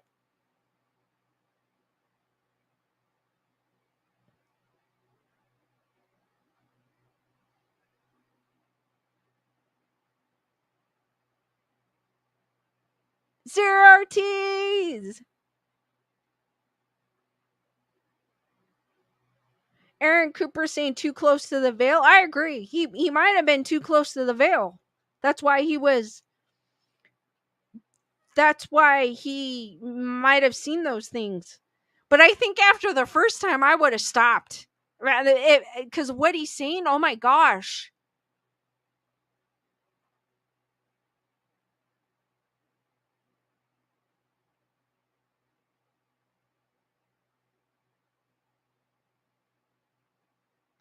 But that story was crazy. Rochelle saying, I tend to agree with Saffron if you ever hear about again with the religious notion, but it's kind of relates here because you know there have been stories related similar to what you just read.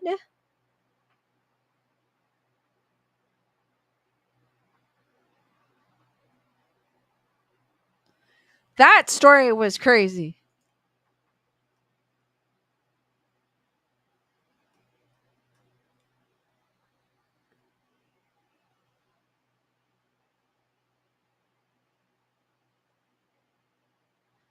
The next story was posted by Parking Show 8153. It's saying my parents' house is haunted and they refuse to believe it, even though the ghost is affecting us. This will take a lot of backstory and explaining, but it's worth it. This is one of many stories I have. Growing up, we lived in a few different homes. This story is about the current house my parents live in. My parents' houses have always been haunted. I've always been sensitive to ghosts for as long as I can remember. Every house we've lived in has been haunted, and I've been haunted, and a few of those ghosts are attached to me still. Even though I've moved out, things still occur. Most of the ghosts attached are good. I make sure of it, so don't worry. Anywho, backstory time. I will probably be referencing multiple houses, so I'm going to name the current house they live in the Shelby house. When I was younger, we lived in the same neighborhood they live in now. We moved out of our first house and moved to a couple of different houses, and now my parents are living in the same original neighborhood I grew up in. It is a house a few houses down from our first house.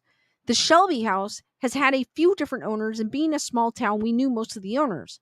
While the previous owners, Thomas and Grace, fake names for privacy, were a couple with an empty nest. I'm not sure how long they owned the house before us, but they were the couple that my parents bought the house from. They aren't there now, but when we moved the mailbox and the curb across from it had rose bushes at the end of the driveway. They've been there for a while. As I said, we knew some of the previous owners of this house, so the rose bushes were there since I was a kid. I remember seeing them when we would go visit sometimes. Now, the driveway is horrendous. It is so hard to get out of. That's very important to the story.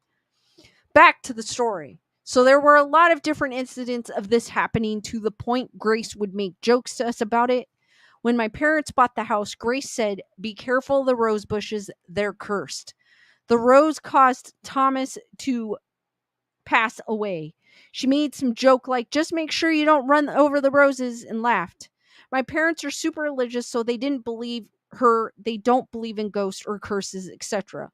Well, every time someone related to Thomas and Grace, themselves, friends, family, and anybody, and they would run over the rose bush on the curb opposite the mailbox, they would have the worst luck for like an entire week, and the people would tell Thomas and Grace about it. Now, this is where the story takes a turn. Thomas ran over the rose bush one day and a week later he sadly had a heart attack and died inside the house. That that is what leads Grace to sell the house to my parents. It's important to note that Thomas was 6'1". I have no idea if other previous owners had stuff happen to them because of the rose bush. Okay, now to how the roses take effect on my family. We haven't even lived in the house for a month, and my father accidentally ran over the rose bush one day. That week, he got some rare type of food poisoning, went septic in the middle of the night, and had to be rushed to the hospital. He passed out at home while in the kitchen, fell and broke his ribs because he hit the floor so hard. The doctor said it was a miracle he survived. He was in the hospital for at least 2 months or more and also had to have some type of surgery. Then my mother ran into the rose bush on her way to work and she had someone rear-end her. Everyone was fine in the crash, but still, like, what the F? So after those things happened, my parents decided to take the bushes on both sides up and just replant different flowers. My parents were too busy to do it, so they told my brother-in-law and sister to do it. My brother-in-law's mother helped them. They all had bad luck and had catastrophic things happen to them for almost a month.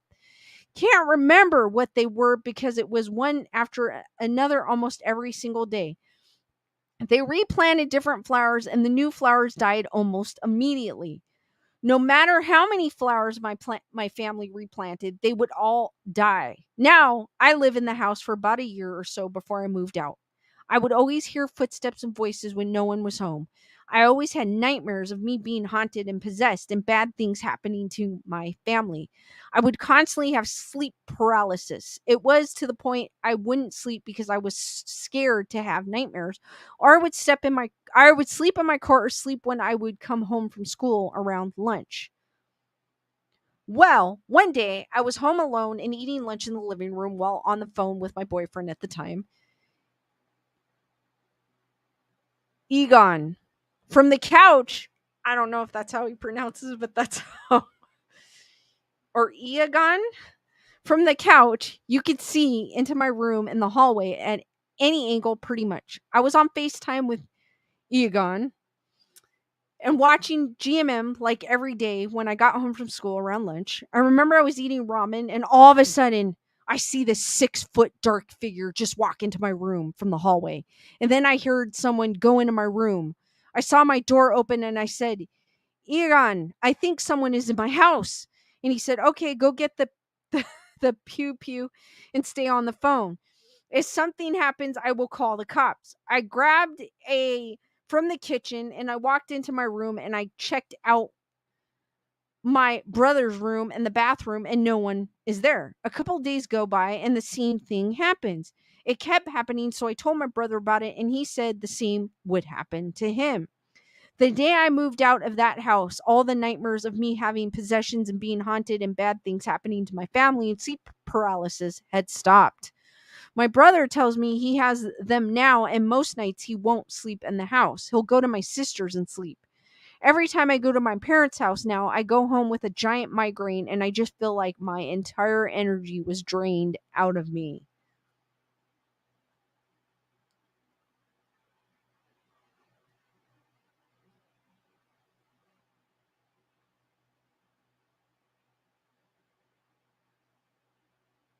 Rochelle is saying that happened when I first moved into here, and then I confirmed it with the neighbor below me. She was getting the nightmare for years from the demon like fear. It's weird.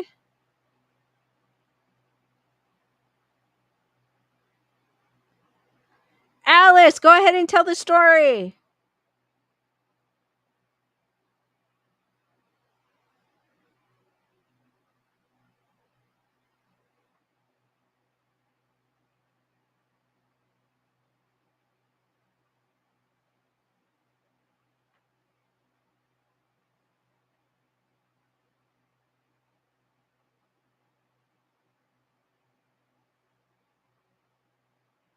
Zero saying Lisa's such a beautiful person, and Lewis is too. Thank you, Zero.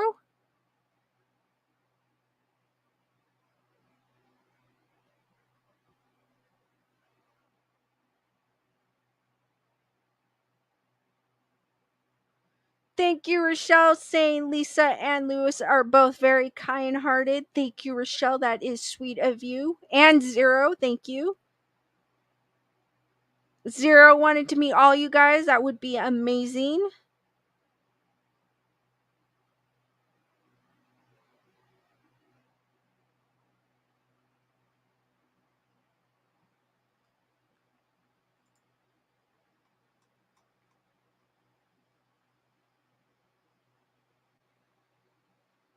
So, what do you guys think of the roses? Do you think the roses were cursed?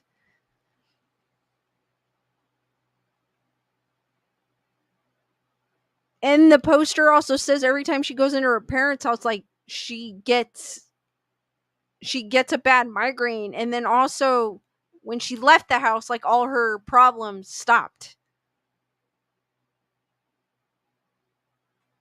D Nice is like, yes, they were cursed.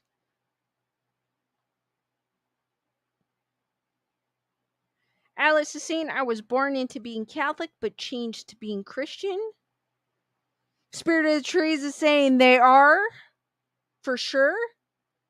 The roses.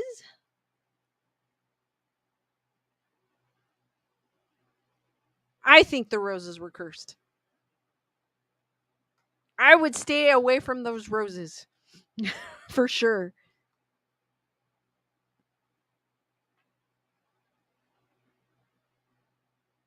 Saffron saying definitely cursed.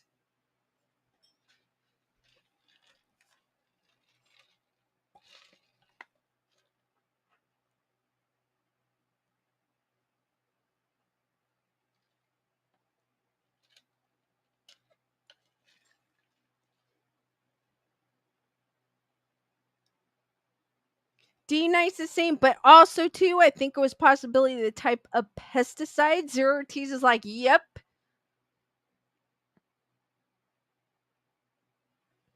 But then D Nice though, they drove over him and then bad things would happen. So it wasn't even contact, like physical contact with it. Like their car contacted the roses.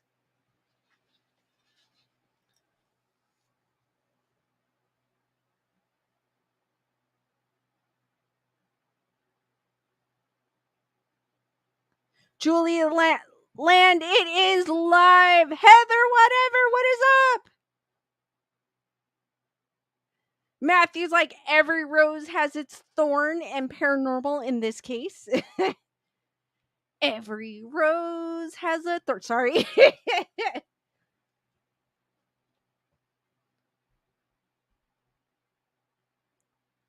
Definitely, you got to be careful of those cursed roses.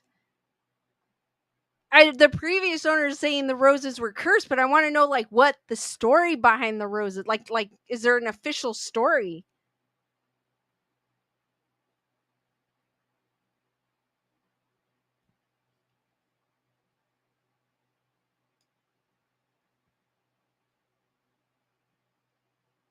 Like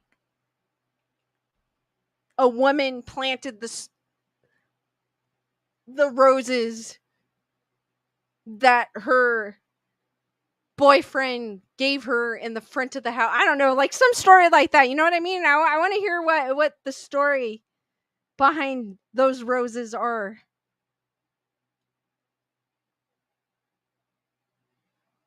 Because that would be cool, like this actual story. The person probably doesn't know the actual story too.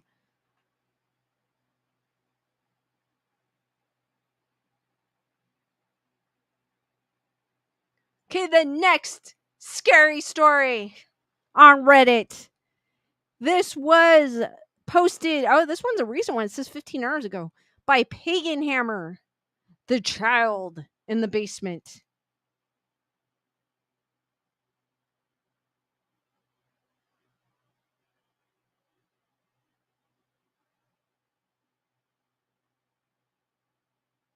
Thank you, Zero. Seeing my laugh is cute. Okay, this one was a bit unnerving, but not really terrifying. We've had weird experiences in our house for many years. In fact, I've smudged the house twice since the activity began. It worked, but eventually it would always start back up, but differently. I attributed this to the fact that I am a home improvement contractor and have strange experiences in people's homes all the time. Anyway, the other day, I was down in my basement switching out laundry. My washer and dryer are at the very bottom of the stairs near my boiler and hot water heater. I put a load of clothes in the dryer, started it, and went back upstairs. As I reached the top of the stairs, I heard a loud metallic bang, as if something heavy fell and hit the dryer. I went back down thinking I had knocked something over when I left, but could not find anything out of place. I looked around for a minute or two and finding nothing, I blew it off and went back upstairs. When I reached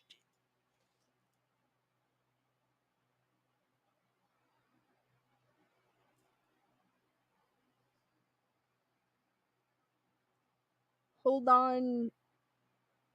Thank you, Heather, whatever, for the PayPal.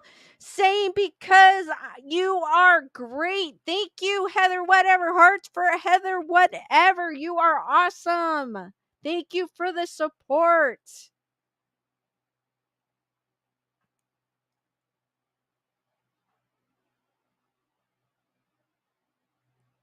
Chantilly's like, sounds like it will be intense. It does sound like it'll be intense.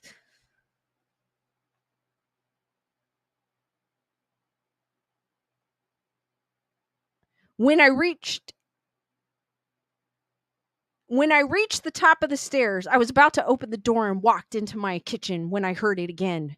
The loud metallic bang.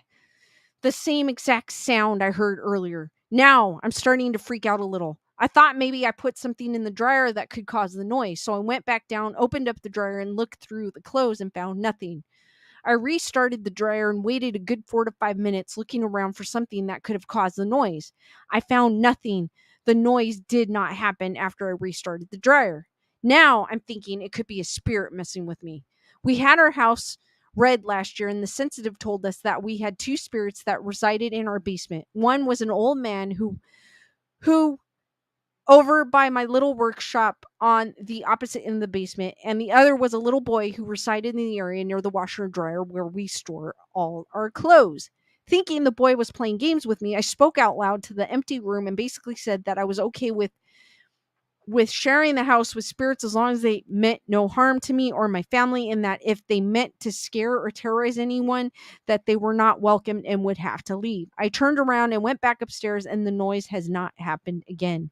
Was it a ghost? I have no idea, but it stopped when I asked it to, and I still have yet to find something to have caused the banging noise.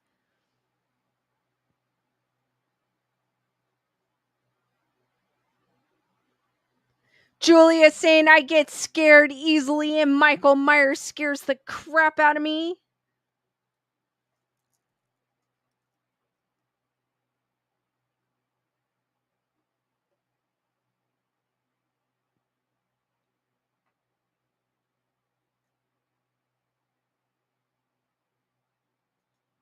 That was a cute little ghost story.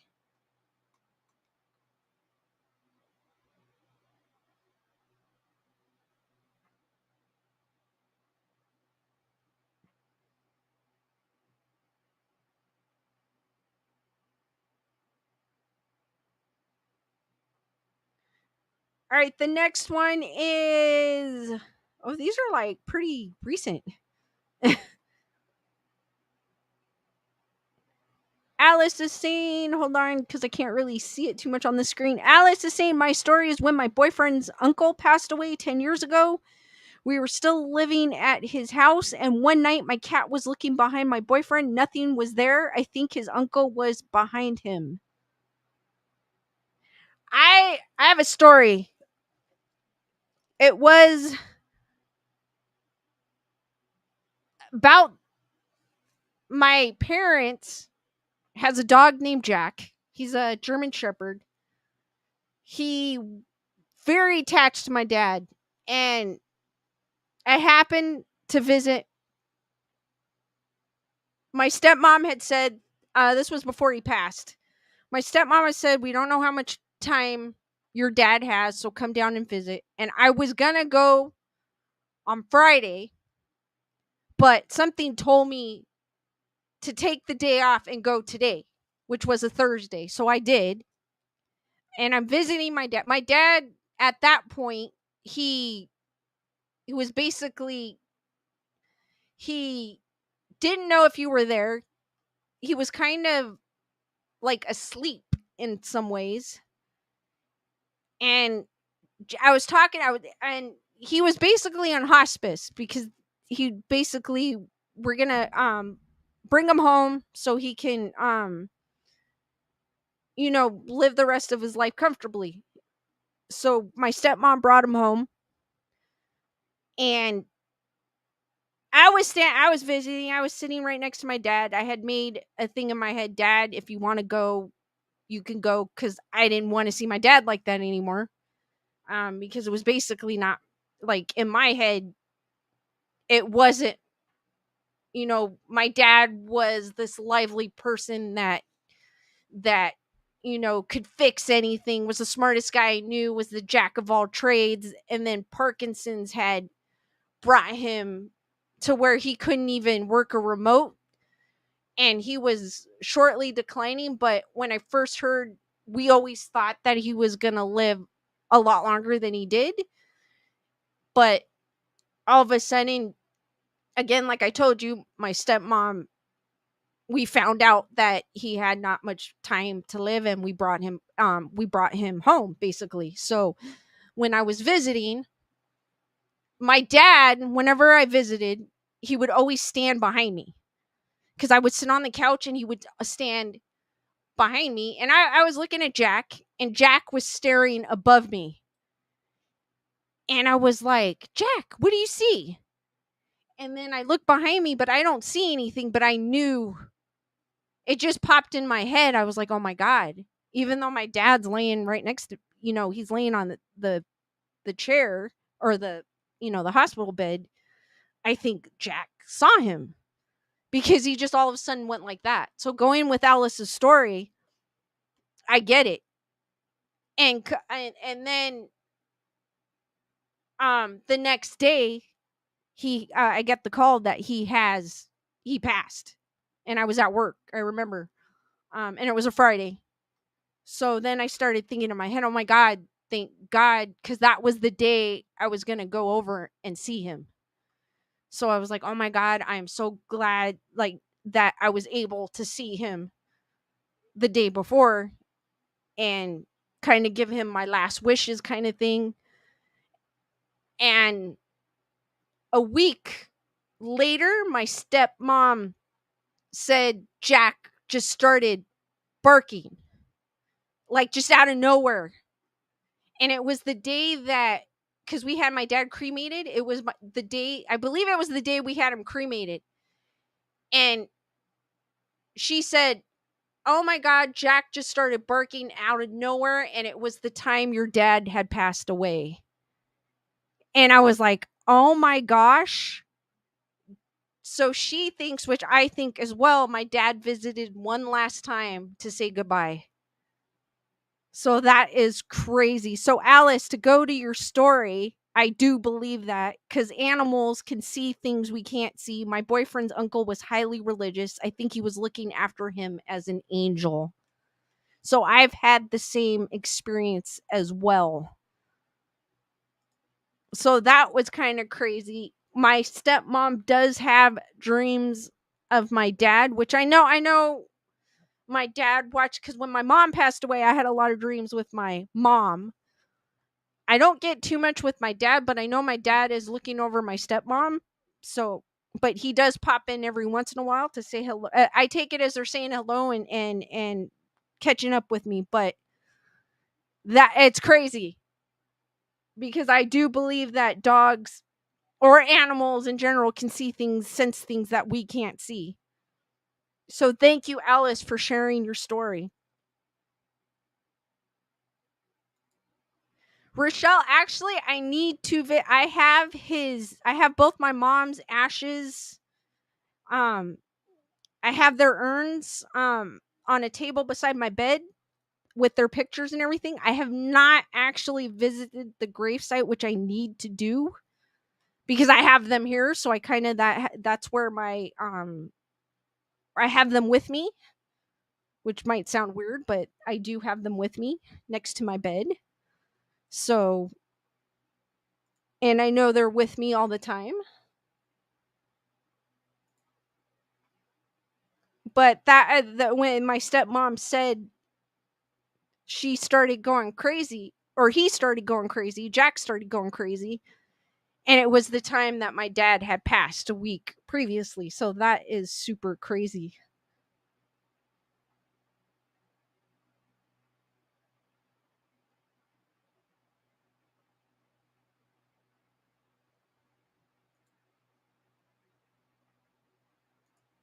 But that was my, so that's why I've always believed that animals do see things. Spirit of Trees is saying nothing sounds weird.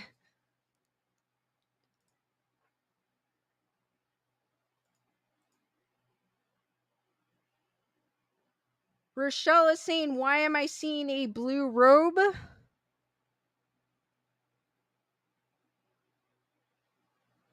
I'm trying to think if I know anybody with a blue robe. I am not sure, Rochelle. Zero T is saying they take care of you. They definitely do.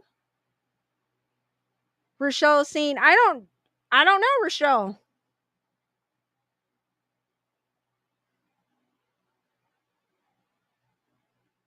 It is a nasty disease. I hope no one has to go through that. I know that there are a lot of people going through that.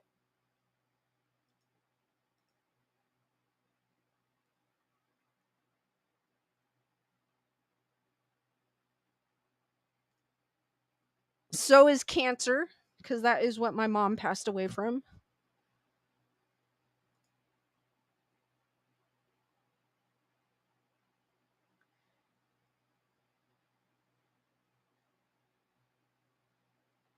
D Nice is saying keep them with you for sure. My uncle kept the ashes of his wife, son, and daughter with him until he decided to finally bury him. He has plans to be cremated as well and placed in the plot. Chantilly's, I have my dad's ashes and my 17-year-old fur baby's ashes with me. I'm always looking for signs, but not sure if I've had anything. Your experience sounds amazing. Rochelle saying, I get this feeling that there's like a real funny story between them about a blue robe, and I don't know why. I don't know anything about a blue robe.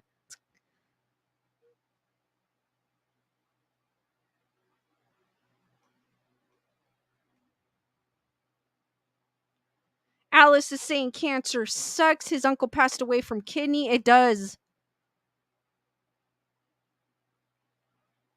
Thank you, Heather, whatever.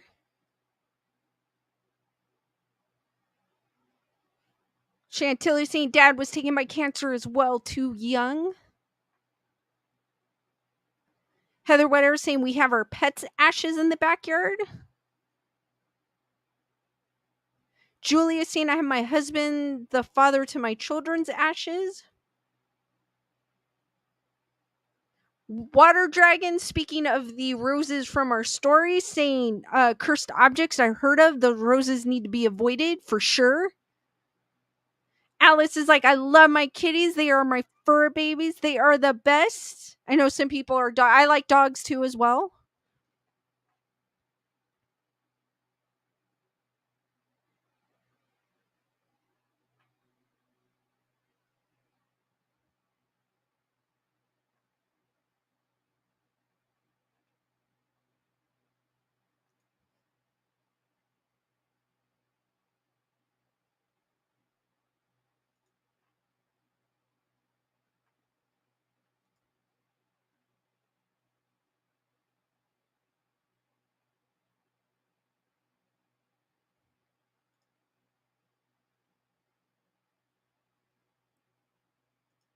All right, continuing. And thanks again, Alice, for sharing your story. Continuing with the ghost stories. Julia saying, thank you. I needed this right now. No problem, Julia. Continuing with the ghost stories.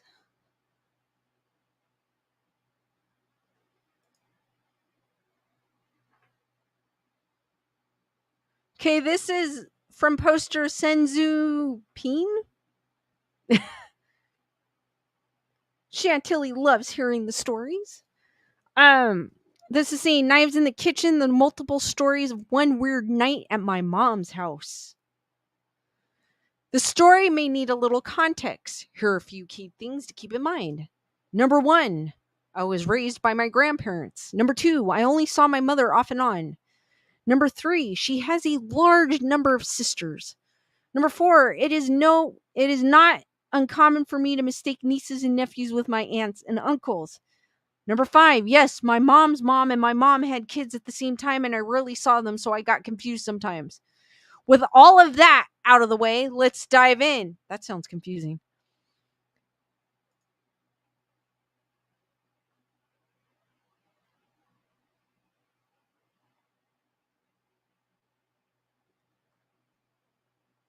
I was 15 at the time and my mother was having a large family gathering at her house.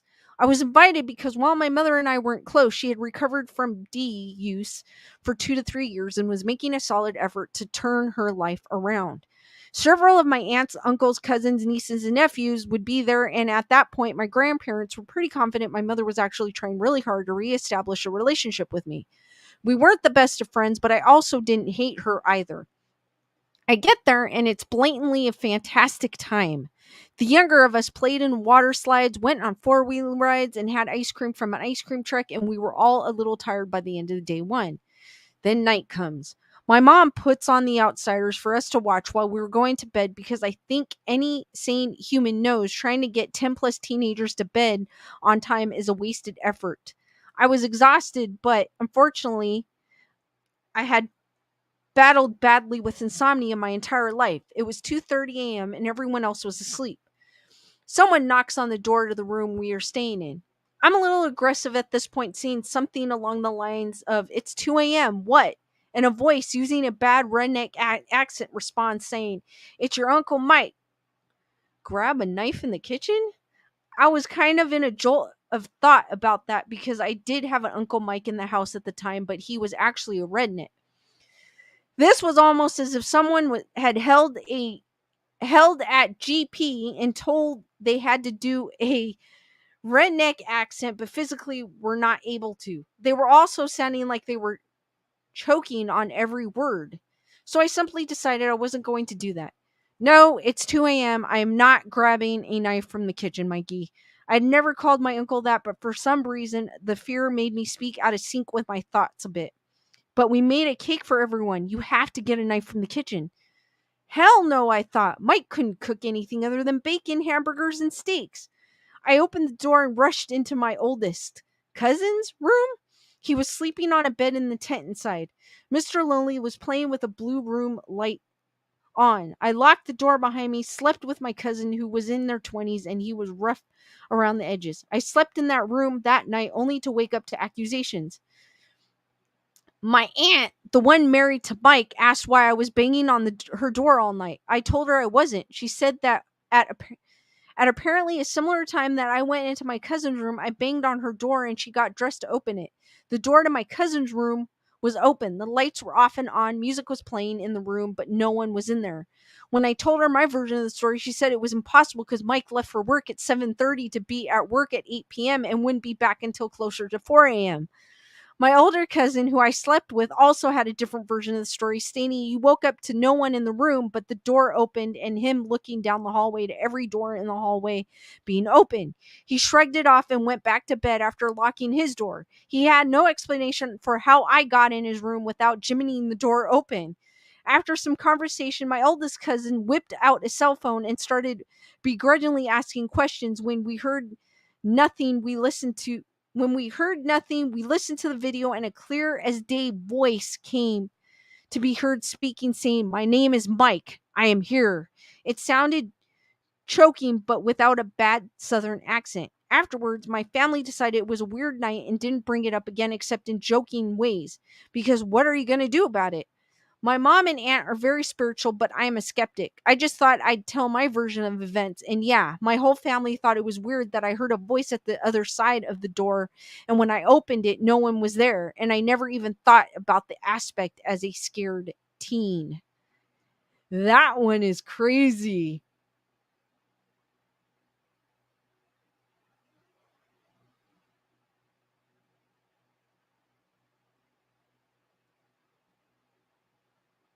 Julia Lansing, my dad's name is Mike. Mine was too as well. Angel, how's it going? That's a cool story.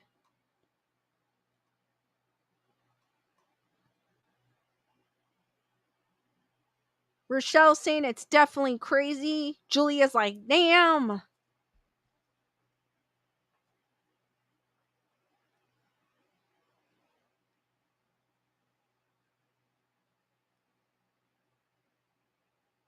That's crazy how it was more than one person. Like one person thought, like she thought it was her Uncle Mike, and then her aunt thought it was her.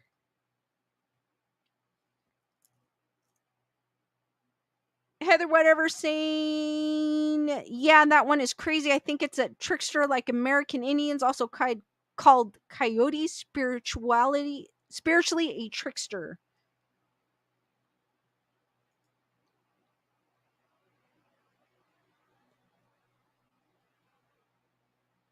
And they posted it recently too. That's crazy.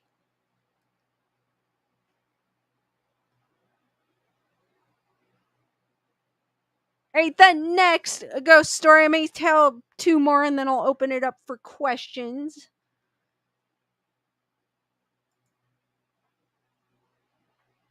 This one is by Poster Pandemonium.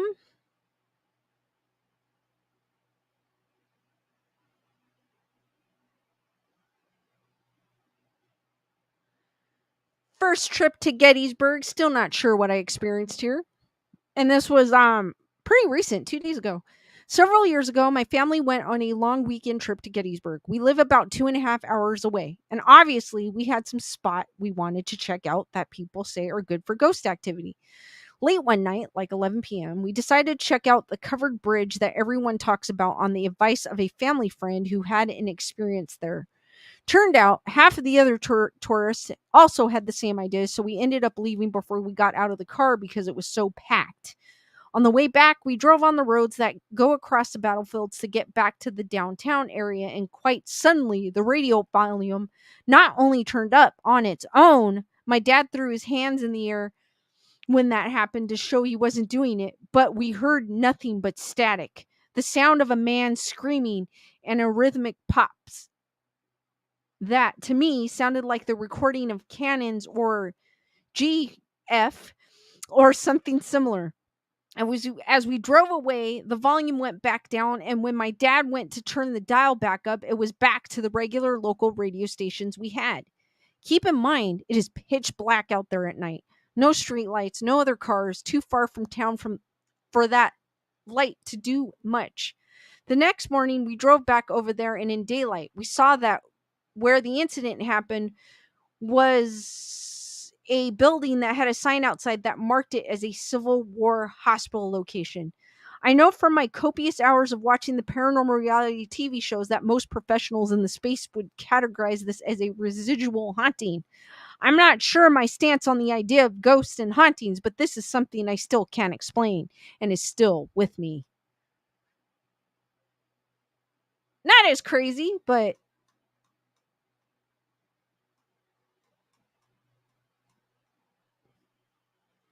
Zero T's is like, now that's haunted for sure.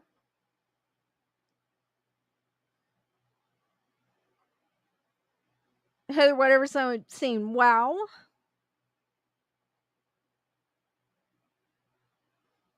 Heather, whatever's also saying pretty weird. It is pretty weird. That's kind of unexplainable.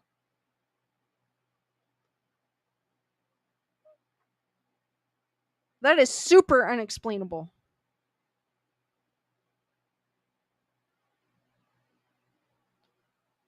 But then it's Gettysburg. That place is full of spirits, especially of what happened there. So I can attest that driving through there at night, you would probably experience something at least.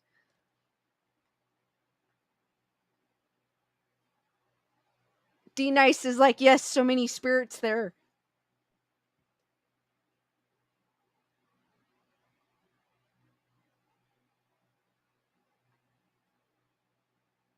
Heather White over saying Gettysburg, yes, group sightings for sure.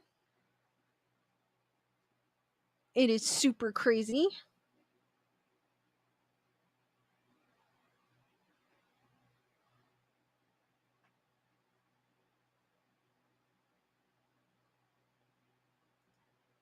All right, the next story is by Salt Vegetable 918. I like that name.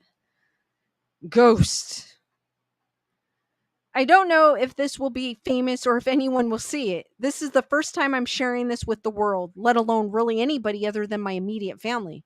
I thought it would be fun to hop on here and share a story for fun that will always be an interesting topic. When I was 10 or 12, give or take, I lived in a house near Illinois-ish, not giving away the whereabouts, and this house was normal, mid-90s household. This house was built in the 90s. What happened to my family was around 3, 4 years ago. Anywho, this house was a normal household, and we had lived in it up to that point for a good 5 years. Nothing happened, and we were fine.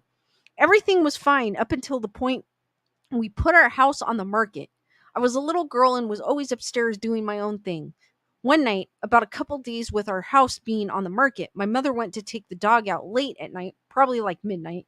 And as soon as she entered the garage alone with the dog, a slow scratching noise would start going up and down on a styrofoam box we had on the garage counter. My mom went to look on the other side of the box, expecting an animal to be causing this sound. To her surprise, nothing was there and the box was left untouched, at least by anything living. The slow scratching eventually turned into a fast and human scratch. Thinking nothing of it, she continued on with her night and went to bed. I wish I could say that was the last thing that happened. Unfortunately, it wasn't. A lot of this happened to my mom, and the next thing that happened was when she was relaxing taking a bubble bath. I can't remember if this was during the day or night, but I'm going to say it was at night. Our bathroom had two doors to enter, one from the hallway and one from the master bedroom. My mom had these both opened, or at least had the hallway entrance closed. However, one door open was enough for her to see a shadow figure. She describes it as a figure running across the entrance, also to mention that nobody was home with her. Again, she doesn't believe it was anything but maybe just her imagination. Meanwhile, I was around 10 years old enough to be home alone, and when I was home alone, the house would be dead silent. Just me and whatever else was there. I would hear footsteps as clear as day upstairs walking. I don't know if it could have been the house settling in, but there was something there with me, walking right above me. Not only have I experienced this, but this has also happened to my mother as well. The night that changed our lives was the night that my sister found out. My sister did her own thing usually, so I don't think she really knew much of what was happening. One night, my sister came up to my room and had explained to her that at night she would see figures and would be able to speak to them. This shit creeped me the F out because at the time we would share a room and I guess I would have had to be been sleeping. I'm still not sure if she is a medium or not, but I would assume that she is. I forgot what the spirits may have said to her or what she would have said to them, but I know that she had the ability. Flashback. Thank you, Shiloh.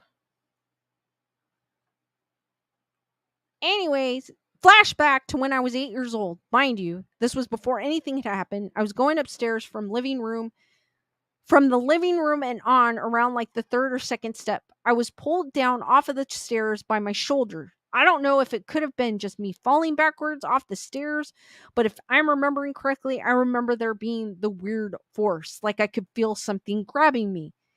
Anyways, after everything that happened, my mother was sleeping like every other night. However, this specific night, she was woken up in the darkness by an unfamiliar voice saying, "Hey."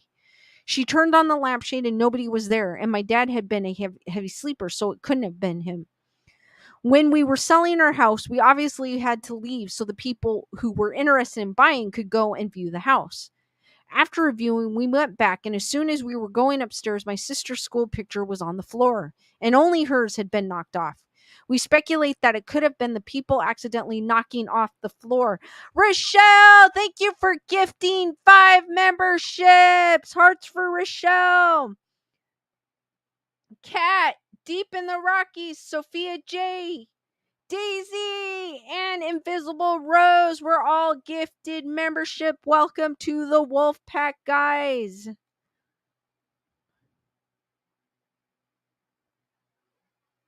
We speculate that it could have been the people accidentally knocking it off, but the photo was secure and the people who had viewed it didn't knock it off the wall, quoted from the realtor that had been there. After we had thankfully sold the house and moved out, my mother had mentioned to the realtor all of my paranormal activity that we had been experiencing. And to our shock, the realtor, who had lived in the same house prior to us, had mentioned similar experiences as well as haunted furniture that she had brought into the house years and years back that had generations of potential spirits attached to them. I hope this was entertaining. I'm very blessed to be in a new house, and I hope to never experience that again. Moral of the story, don't buy potentially haunted furniture. Also, and then they also mentioned Sam and Colby at that they watched Sam and Colby at the time. So I mean, maybe they should do an investigation there. Heather Whatever is like scary, buy house. Heather Whatever is like good story. D Nice is reminding all new members, please remember you have 1 month of a free membership. Enjoy and see you on more live streams.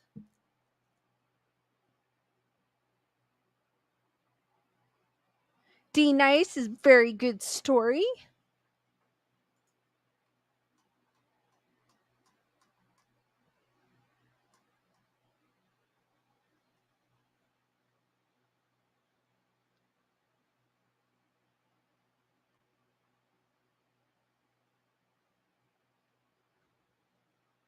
Think I'll read one more story and I'll open it up for questions.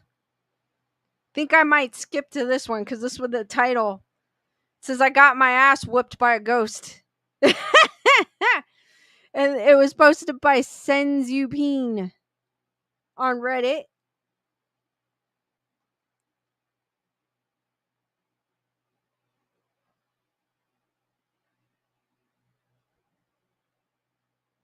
D Nice, I think it was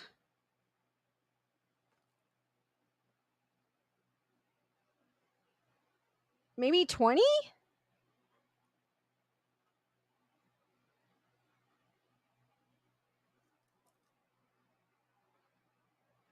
So we'll do this one last story and I'll open it up for questions. This one's saying I got my ass whooped by a ghost. So to preface, I was training kind of hard going into powerlifting at the time. My wife worked nights, so I was home with my kids. I had laid them down to go to bed. I heard someone knock on my door, not unusual since I know many tenants on my property, and the closest one was a good friend of mine. I opened the door to no one. Chantilly, here's a door opening, the guy opening the door to a knocking. I kind of just assumed my friend Ding Dong ditched me on his way home from the lulls, so I went back to playing Skyrim. Then I was shoved hard enough for me to throw my controller into the wall and break it. I hit my head and bled pretty badly. I got up in a panic and looked around for whatever truck hit me, and it was dead silent in my place. I called my mom and aunt, who did some cleansing stuff, and advised me on what to do. I did it even though I don't believe in it because it's better than nothing. Then my power is cut. I opened my door after checking my breaker box inside my place. Someone outside flipped the main breaker. When I opened the door and turned the main breaker on outside, I felt very uneasy when I made it back into my place. Supposedly, my mom thinks whatever entered needed the door open and knocked and cut my power to trick me into opening the door. A few days later, my wife jokes about jolting awake and seeing a 7-foot black muscular figure in our room over our youngest child and decides to go back to sleep, assuming sleep paralysis.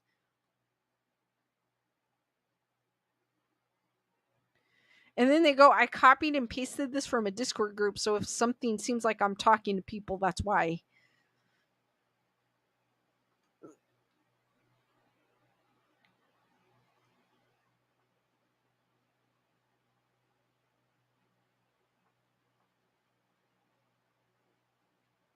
D Nice is like, yeah, Skyrim can do it to you.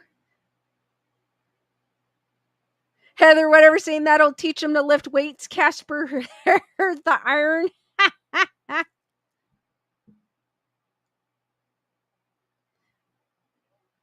Spirit of the Trees is like, damn, okay.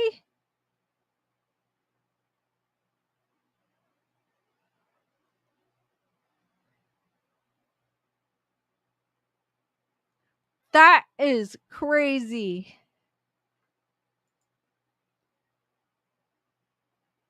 I need to, this is a good thread. I need to remember this thread. Delea Lugo, how's it going? All right, guys, you have any? I'm going to open it up for questions. You guys have any questions to ask? Could be paranormal related, could be non paranormal related, could be criticisms, comments. I'm just kidding about the criticisms.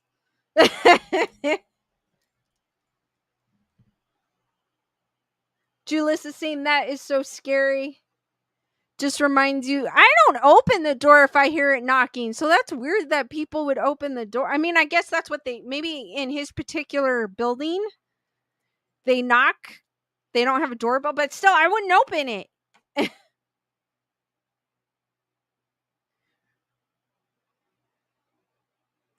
Chantilly's like, Jeepers Creepers. D Nice is asking, where am I going for the 4th? I'm working in the morning. And then after that, I'm probably just going to hang out with Lewis.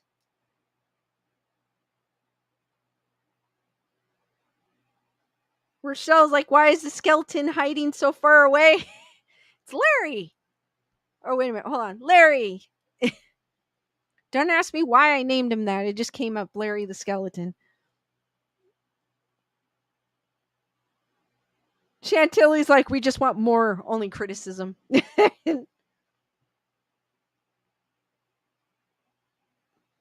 Heather, whatever, saying exactly. Don't open the door. If you were in the theater, would you say no? Don't open? Don't go there? They don't. Then don't. Spirit of the Trees is like, same. Who really freaking up? The only time I open it is if I'm expecting someone. That's why I don't get these people opening the doors. Especially at a weird hour. It was probably, if he's putting his kids to sleep, it's probably like not super late, but it's late.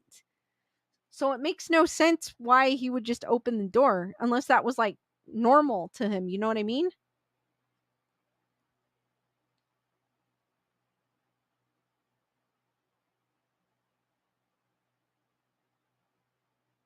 Thank you, Saffron, for joining.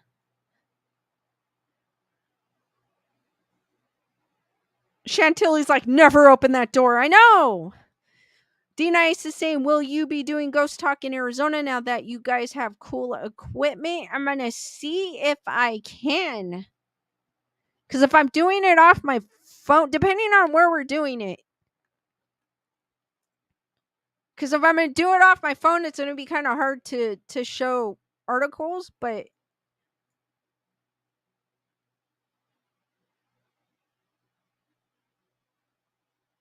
Rochelle's like, maybe you could use a more scary video voice while reading haunted stories to raise the dead. I can do that. I could be like, one night.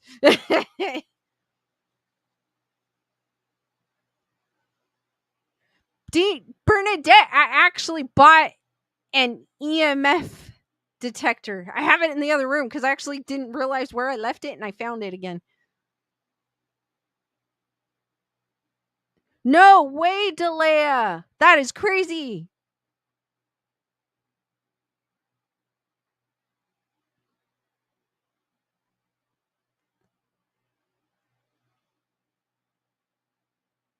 But for sure, I will be streaming in Arizona. I just don't know what spooky things I will be able to talk about, but I will definitely be streaming. Christy is asking, do I paint or do anything artsy? I am not artistic one bit. I wish I were, but I'm not.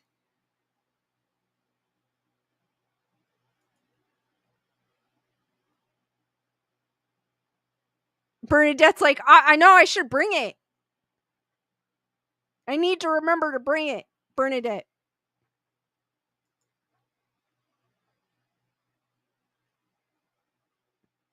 Yes, I will be live on Monday at 8 p.m. or 7 p.m. I go a little early, 7 p.m. Pacific time.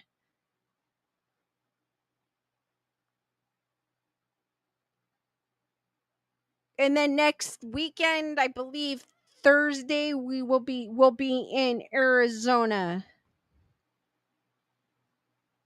Artie Art's asking, is anyone going to see the new Insidious?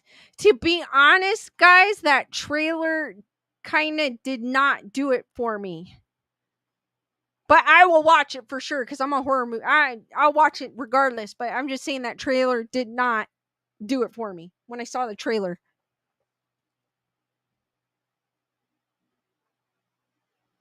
Christy's like, I used to be love gemstones and learning about their gemstones are pretty cool, actually. Carl, what is up?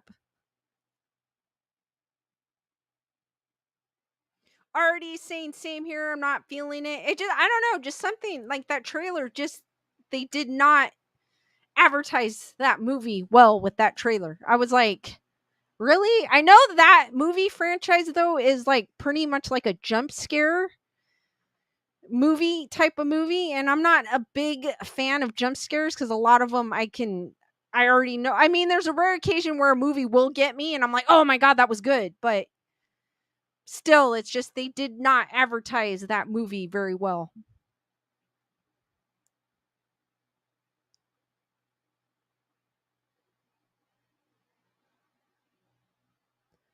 Wow, that is super crazy, Delea.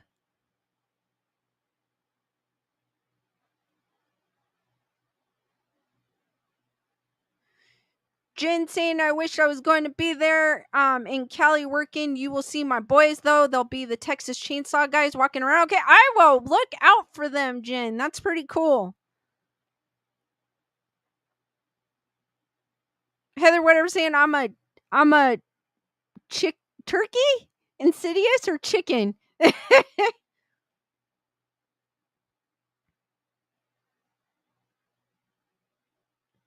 No, Matthew. I don't think I think I wouldn't make a great Elvira. I think the real Elvira should just she does it the best. Thank you, Tyrana. Saying I hope you all have a great time in Arizona.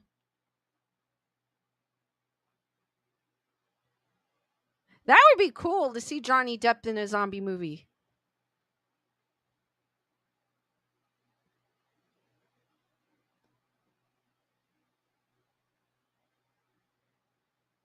It's because Bernadette's because they use the same actors.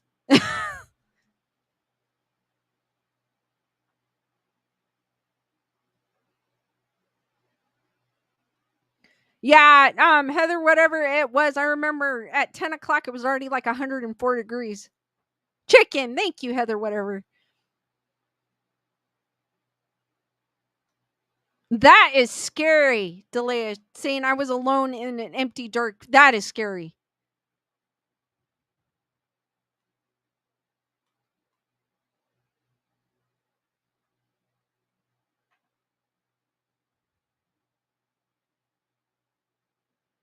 Jen saying Julian will have the grandpa he made with him. Please take pics with them. I will for sure. Have them come say hi to us though too as well.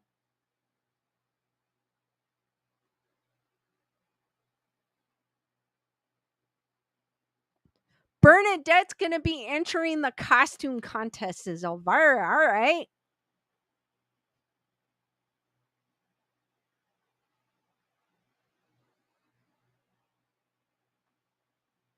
Thank you, Jen Decker, for the super sticker with the fitness pair with a cup of coffee. Hearts for Jen. Thank you.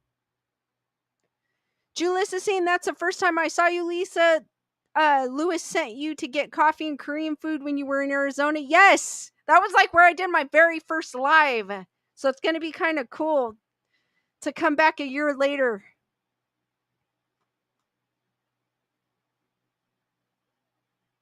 Ah, Matthew saying not me, Bernadette. Okay, she just said too.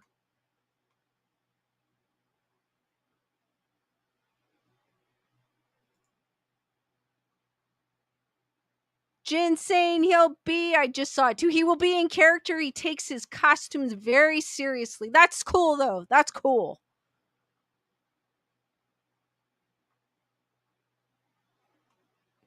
Bernadette, I think Elvira is the better choice.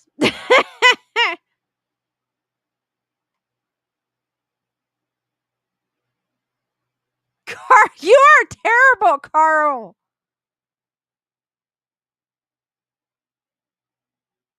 I don't care I don't care how much money. I'm going to ask you guys a question. If you guys had, it's sad of what happened, but if you guys, would you guys have gone on that submersible to see the Titanic? I would have not. I don't care how much money. I would have not.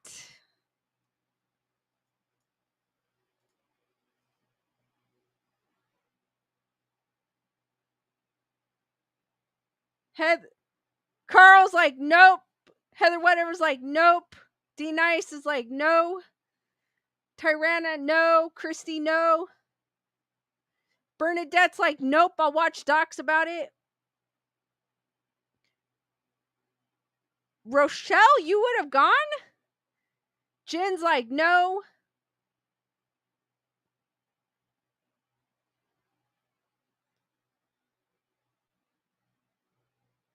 Heather Whatever's like, I hate small dressing rooms, no tin can jump in. Rochelle would have. Jen's like, closed spaces and water, hell no. Aaron Cooper's like, no, I wouldn't have. Maybe if it was an actual tested submersible, like that had and was certified, I probably would, but that thing was not for sure.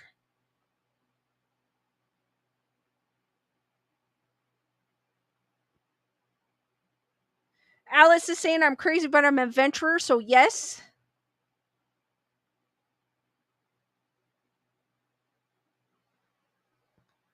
Heather Whatever saying there was no seats, they sat on the metal bottom.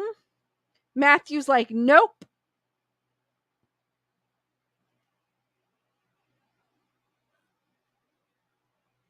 Bernadette's like, I don't even like the submarine at Disney, so nope. Carl saying James Cameron sub passed all certifications though. I mean, I'd see it through drone footage. They sent down a drone, I would see it that way, but I don't think I would want to see it up close like that.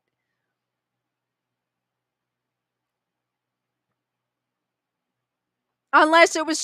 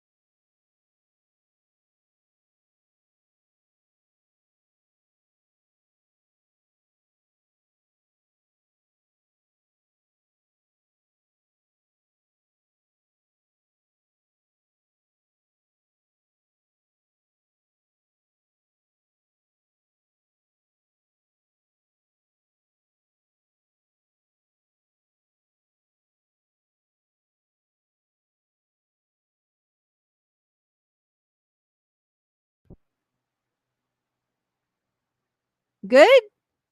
It froze too on my screen, so I don't know if you guys could see me. Can you hear me now? It froze. I froze.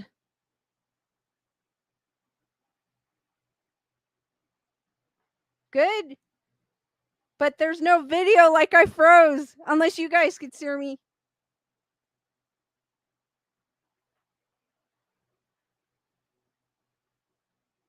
Yeah, I froze. All right, guys, if you could still hear me, I probably have to. I don't know what happened. It froze on me. So, what I'm going to do,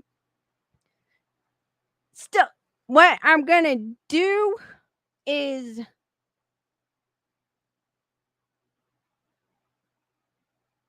Christy's like, it's a ghost.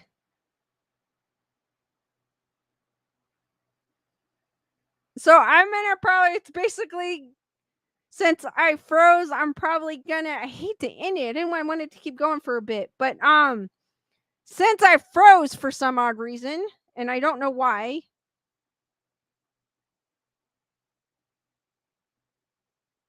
I will definitely, I'm probably just gonna end it here since you guys can't see me. So, because I don't know what else is gonna turn off. This is weird. I am not the ghost. Don't want me to talk anymore, guys. Yeah, D nice. I do. I win all this. Jen saying Lisa getting abducted by aliens. Bernadette's asking if I drink water so I can bloom. No, I need to drink water. Tyrannus saying you could still see me. So what do you see? You just see a froze me with a funny look on my face. Carl's saying ghost at Lisa.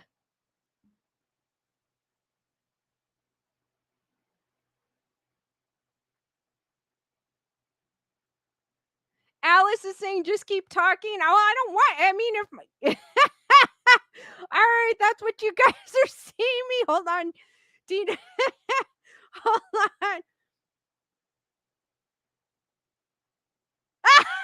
That's what I see, D nice.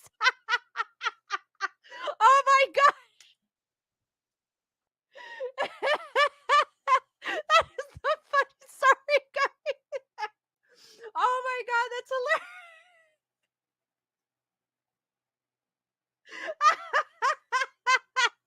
Sorry. That's hilarious. You guys are seeing exactly what I'm seeing. All right. I look concerned. Oh, this is hilarious. Well, welcome to the voice podcast of Grayson Report. I have a concerned face on my lip.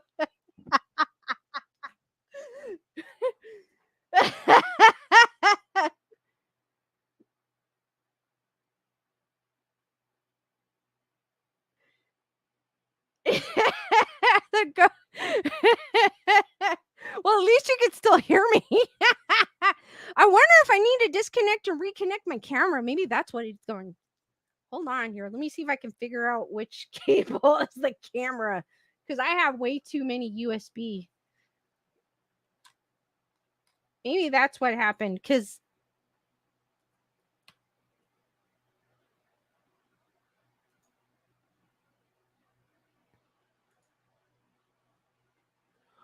oh my gosh, it's now using the camera on my laptop.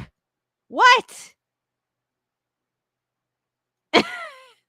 Hold on, we ain't using that camera. Why is my other camera not working? I mean, well, at least you could see me, but it's crappy. It's better than the look. Oh my god. This camera is horrible.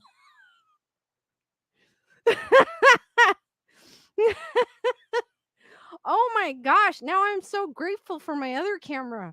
This is my laptop camera. Oh my gosh. This is weird because I unplugged it. I kind of wish I left the look with the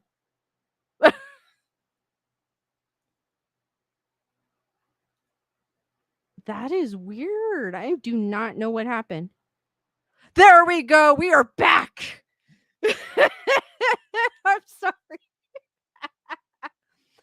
Well, that's the laptop camera. It's a crappy camera. I didn't realize how crappy. I mean, I guess if one goes bad, I have a crappy camera to back up, so at least you can see me. I'm back with the better camera. I have no idea what happened. It just said like my USB got like there was a bad, like one of them got disconnected. It's where, yeah, it probably is because I got too many USBs hooked up to my laptop. Maybe disconnects because I have the mic hooked up, I have the camera hooked up, I have my mouse hooked up. I have all kinds of other stuff hooked up. I kind of wish I left it at the look. It's like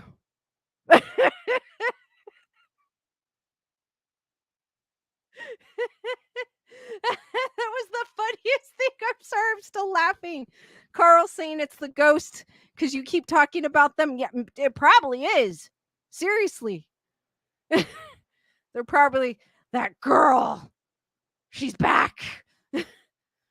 We're gonna mess with her. That is I've never had anything happen to me like that. That's crazy. That is super crazy. I think the other day someone said I was like I was delayed on their side. Bernadette's like, the face could not have been worse. It was cute. I know, it could have been like a weirder face. Chantilly's like, our vision is now perfect. Yes, it is. Oh my god, I didn't realize how bad the laptop camera is because I've never used it.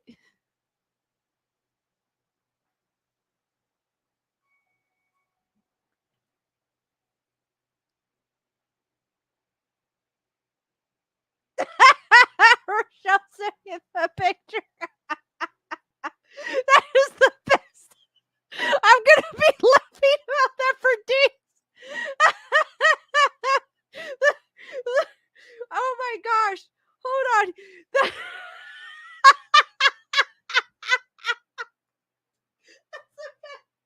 Oh, that is the best. Oh my god, the look of concern.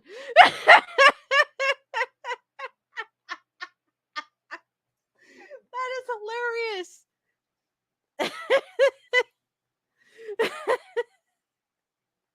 Oh my gosh. At least it was like that is hilarious. I have no idea what happened. I really don't. Alice is like memes. I know it's probably gonna end up on something. I'm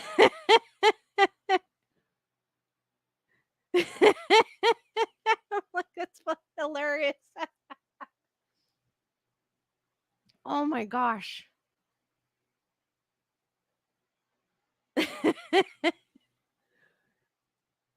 That was the laugh of the night, guys.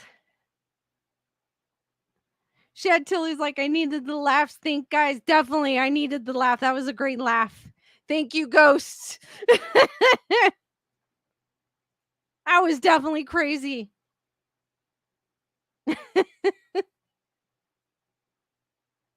I have no idea what happened. I think it's probably like I have way too much stuff connected to my laptop through use. I even have it like an extension.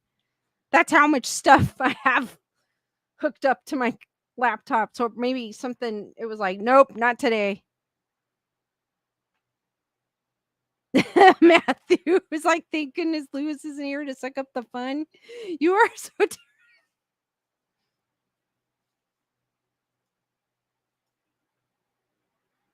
Bernadette's like, it was cute. Yeah, it was. It's not that bad. It's still a good laugh, though. Still super cool. All I'll probably be laughing about this weeks later. Like, guys, remember that time I froze?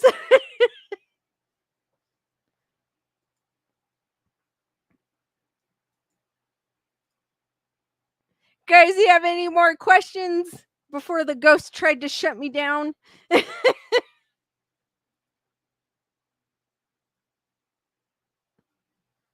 I'll stay on for a few more minutes.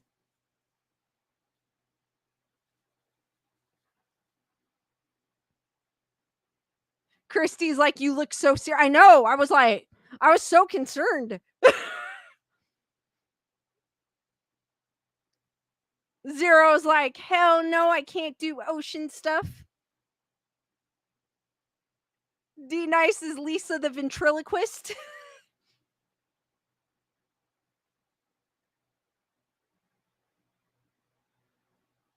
Rochelle's like, but that's why we like you, Lisa, because you can do that. I have that personality to where I could go like forever, like a year later, and I'll still be laughing about the same silly things. I know I'm gonna be laughing about it for a while. I'm gonna look at the picture and be laughing. I'll be laughing tomorrow.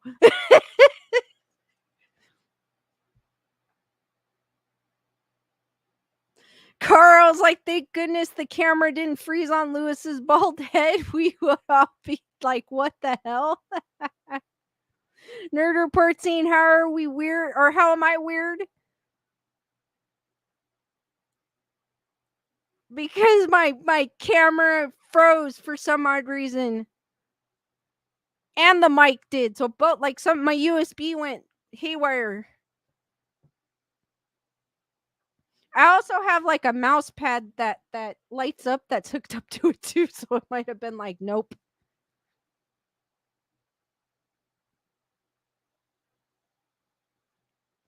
Yeah, it's funny. It happened right when I was talking about the submersible. So that's weird. Heather, whatever saying, ghost of a rich person got you. Nerd report saying, press 1 if you think Lisa's weird.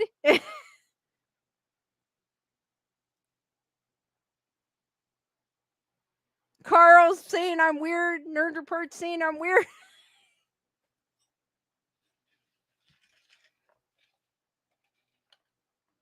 And Zero, that the young boy did not want to go on. Like, he had a bad feeling, but then he thought, oh, I'm gonna spend time with my dad on Father's Day. It'd be cool. It'd be a bonding experience. So that's sad.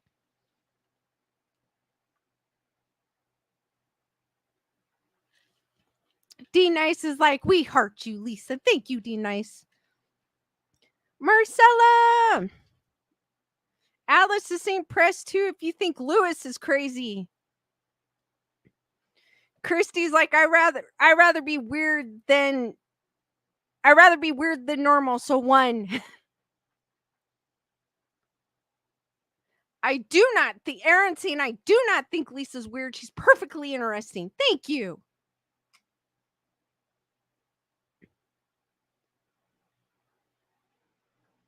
Marcella's I like weird. Bernadette saying always listen to your gut feelings. I know, believe it or not, sometimes.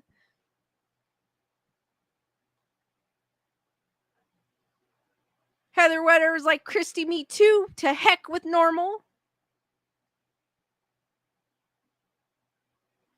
Carl's asking, have I gone to the real Tower of Terror in Hollywood? No, I have not. Nerd report saying, free my toys. Rochelle is weird is cool.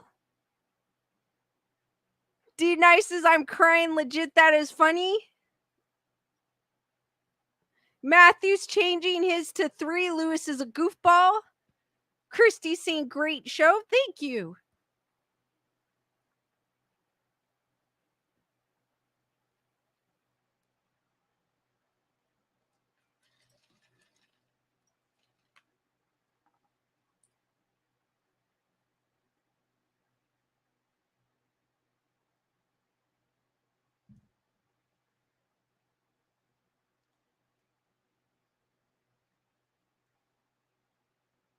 No, they're not. Nerdbird saying everyone those toys in the background are stolen from me. Help. They're not. Like, Larry's mine. So is my peep bunny.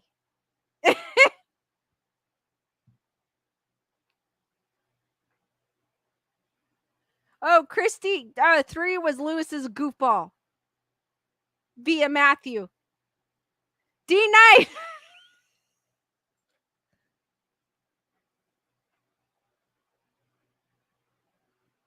Zero T's is saying when my camera and my mic went out right when I was talking about the sub. That's true. It was right at that point, so it's crazy. Like they didn't want me to talk about that.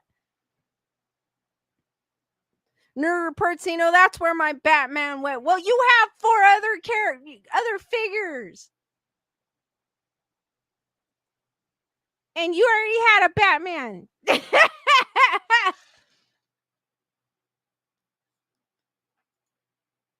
I just took the better one. No, I'm just kidding.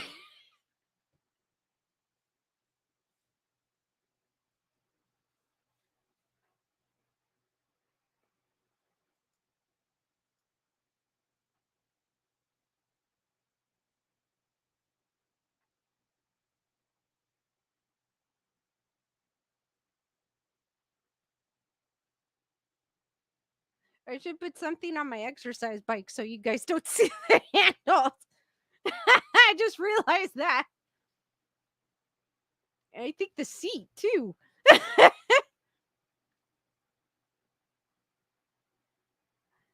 Bernadette saying, "Get the lightsaber." One of these days. One of these days.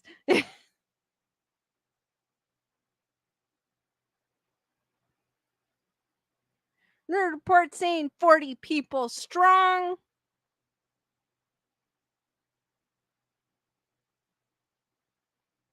Carl's like, "That's an exercise bike?" Yeah, it is. It's the handles of it, actually.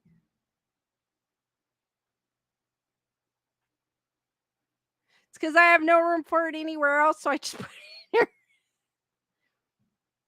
for now.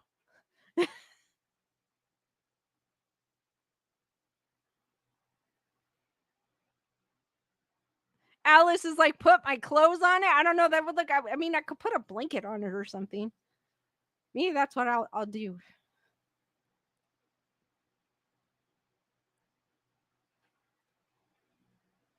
Nerd Report saying, "Ride the bike live." I don't know if I want to have people see me die while I'm riding the bike.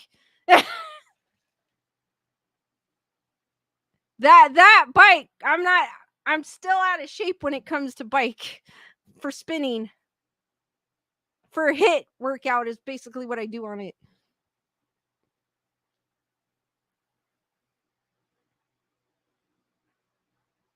I actually use it. I do use it. It's just I didn't realize you guys could see it. Yes, I do use it, Rochelle.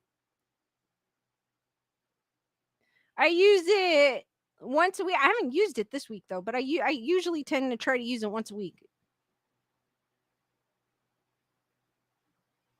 Carl, I thought those handles were a humongous tuning fork. I don't know, you're weird. So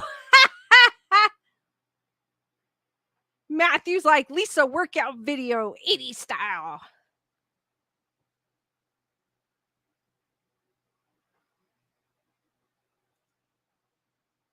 I actually do use it. It's not a big paperweight. Christy's asking, "What jewelry am I wearing?" I have my dad's dog tag that I carry with me all the time. He's with me always. When my stepmom gave me his dog tag, it was an honor. And as soon as I got home, I put it on this ball and chain necklace that I had, and I've been wearing it ever since. I'm a big fan of The Witcher. Wait a minute, not that one. I was going to come back to that one. So I have The Witcher. If you saw season 2, this was Visimir's pendant. Fell in love with it, so I've been wearing it ever since. I have several different Witcher pendants. And then I also have a little charm on it with its headphones with kitty ears because I have headphones with kitty ears. And then these have it's a moon, wherever it is. Okay, a moon, black obsidian moon. And then it's a bottle that has is supposed to help again. It has gemstones and herbs to help with anxiety. It used to the weirdest thing is it would fall all the time. And then one time my coworker was like, "Well, maybe you should sage it." So I saged it and it stopped falling. And but then my anxiety hasn't been that bad, so it hasn't fallen off. And then I have the Lord of the Rings ring, my precious, on it, which I thought was cool. And then there's a shield, a Viking shield. I've read, I don't know the exact name of the shield, but I've read that they would put it on their shields for protection, but don't quote me because I'm not too familiar with it, but I do wear it to give me strength.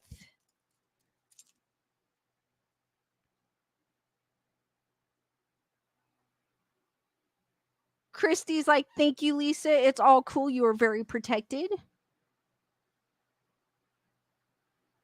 D Nice is like, "Remember Benny from The Mummy? You showing your necklace reminded me of." I have to revisit. I haven't seen that movie in so long. Like, I don't remember it. Heather White was saying, "Interesting. Maybe it fell instead of you."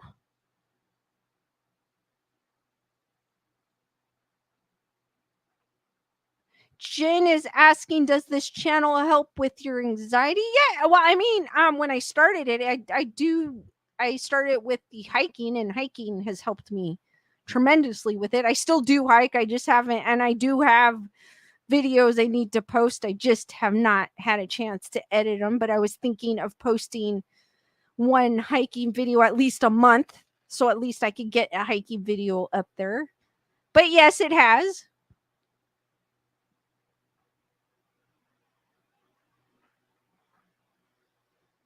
Which is funny because I'm not a Lord of the Ring fan, but I thought the ring was cool. Lewis is more of a Lord of the Ring fan.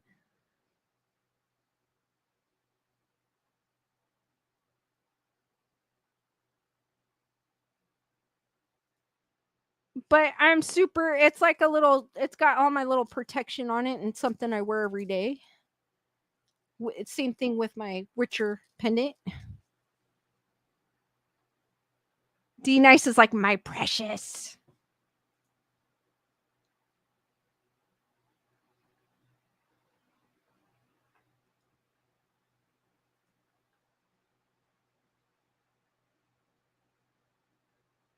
Heather Whatever saying, "I'm a Lord of the Ring fan, called all my kids pets and pets precious."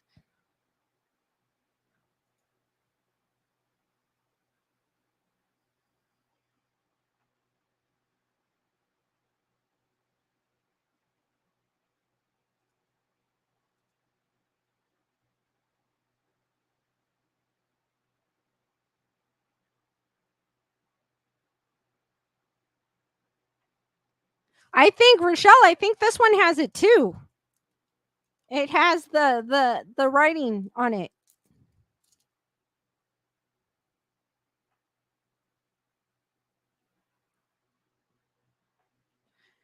Carl's like, "Oh, cool, Witcher pendant." I did. Did any of you guys catch the episode or catch The Witcher? I was able to watch one episode today. I finally was so excited. Finally got to catch it.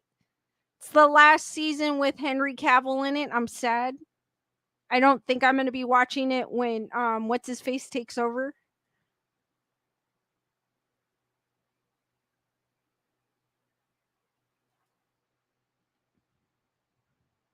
Bernadette saying, "I just finished The Witcher. Oh my god, Henry Cavill is Carl's on episode 2. I'm on episode 2, but I just finished one. I only had time to watch one. Probably after the stream, I'm going to try to finish the rest. Rochelle's like, very nice. Definitely a great piece to have. Lisa, I'm happy that you have one. Thank you, Rochelle.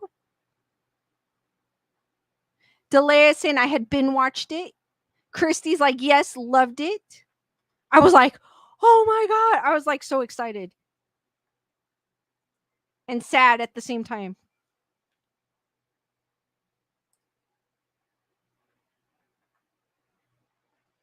I will check that out, D Nice.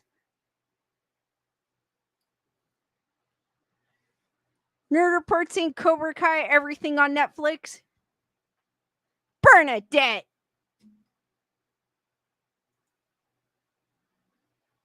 I don't know how. Who's the guy that's replacing him? I don't know how, because that guy's not built like one of the Hemsworth.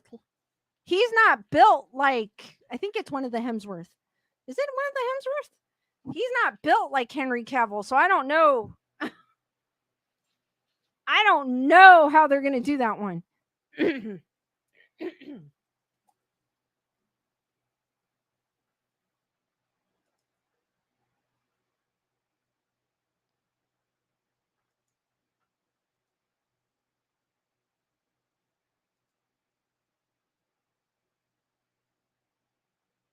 Probably after the stream, I'm gonna catch up on this second episode. I love Yennefer's eyes, how they're purple. Bernadette's like, I don't know and I don't care. Henry forever. I know. He looks like him. He looks like the video game. He literally looks like the video game. When I was playing the video game, when The Witcher first came out, I was like, oh my God, he looks like the video game. It's like crazy. Nerd Report does not like The Witcher, so don't listen to him.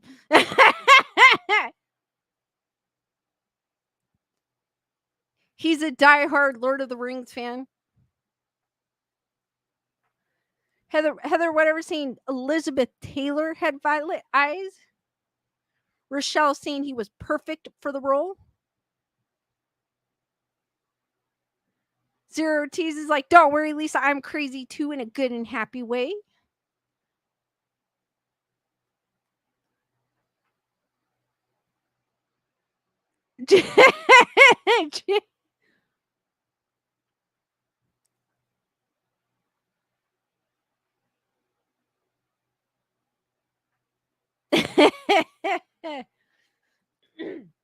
Sorry, guys.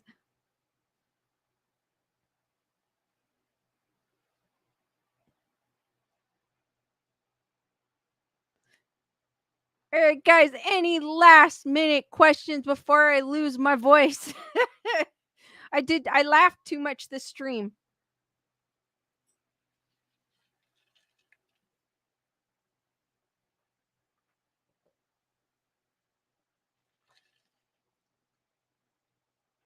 I probably just need to drink like I just did.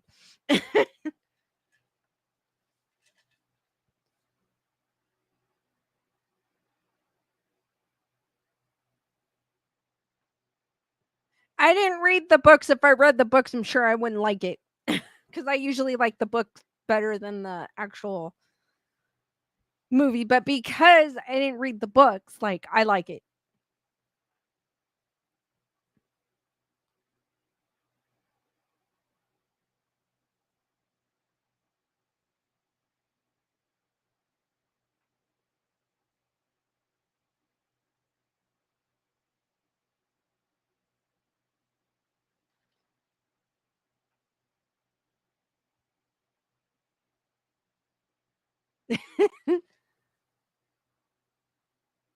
Carl! Rochelle saying, great stream. Lisa had fun. Thank you, Rochelle.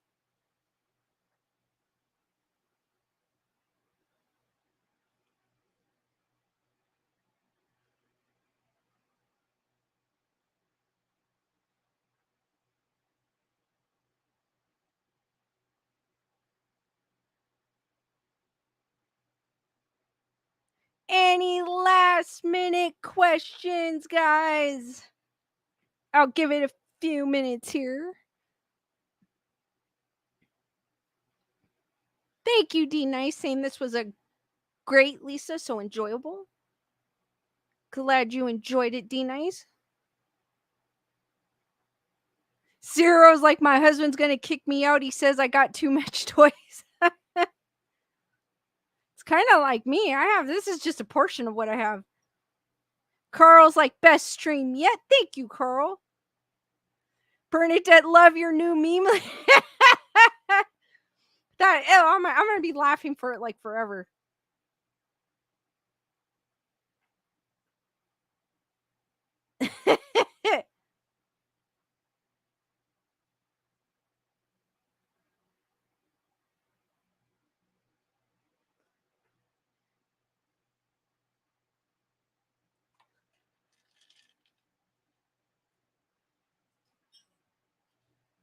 Put that down for a second.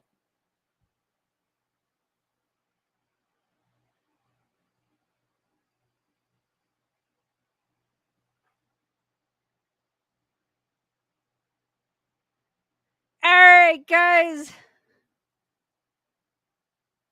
D Nice is asking, am I a smoothie? Because I'm going to lose my voice. Are you a smoothie or a juice type person? I am a smoothie person. I love smoothies. Tyrannah seen a great fun stream. Thank you, Tyrannah. You guys are awesome.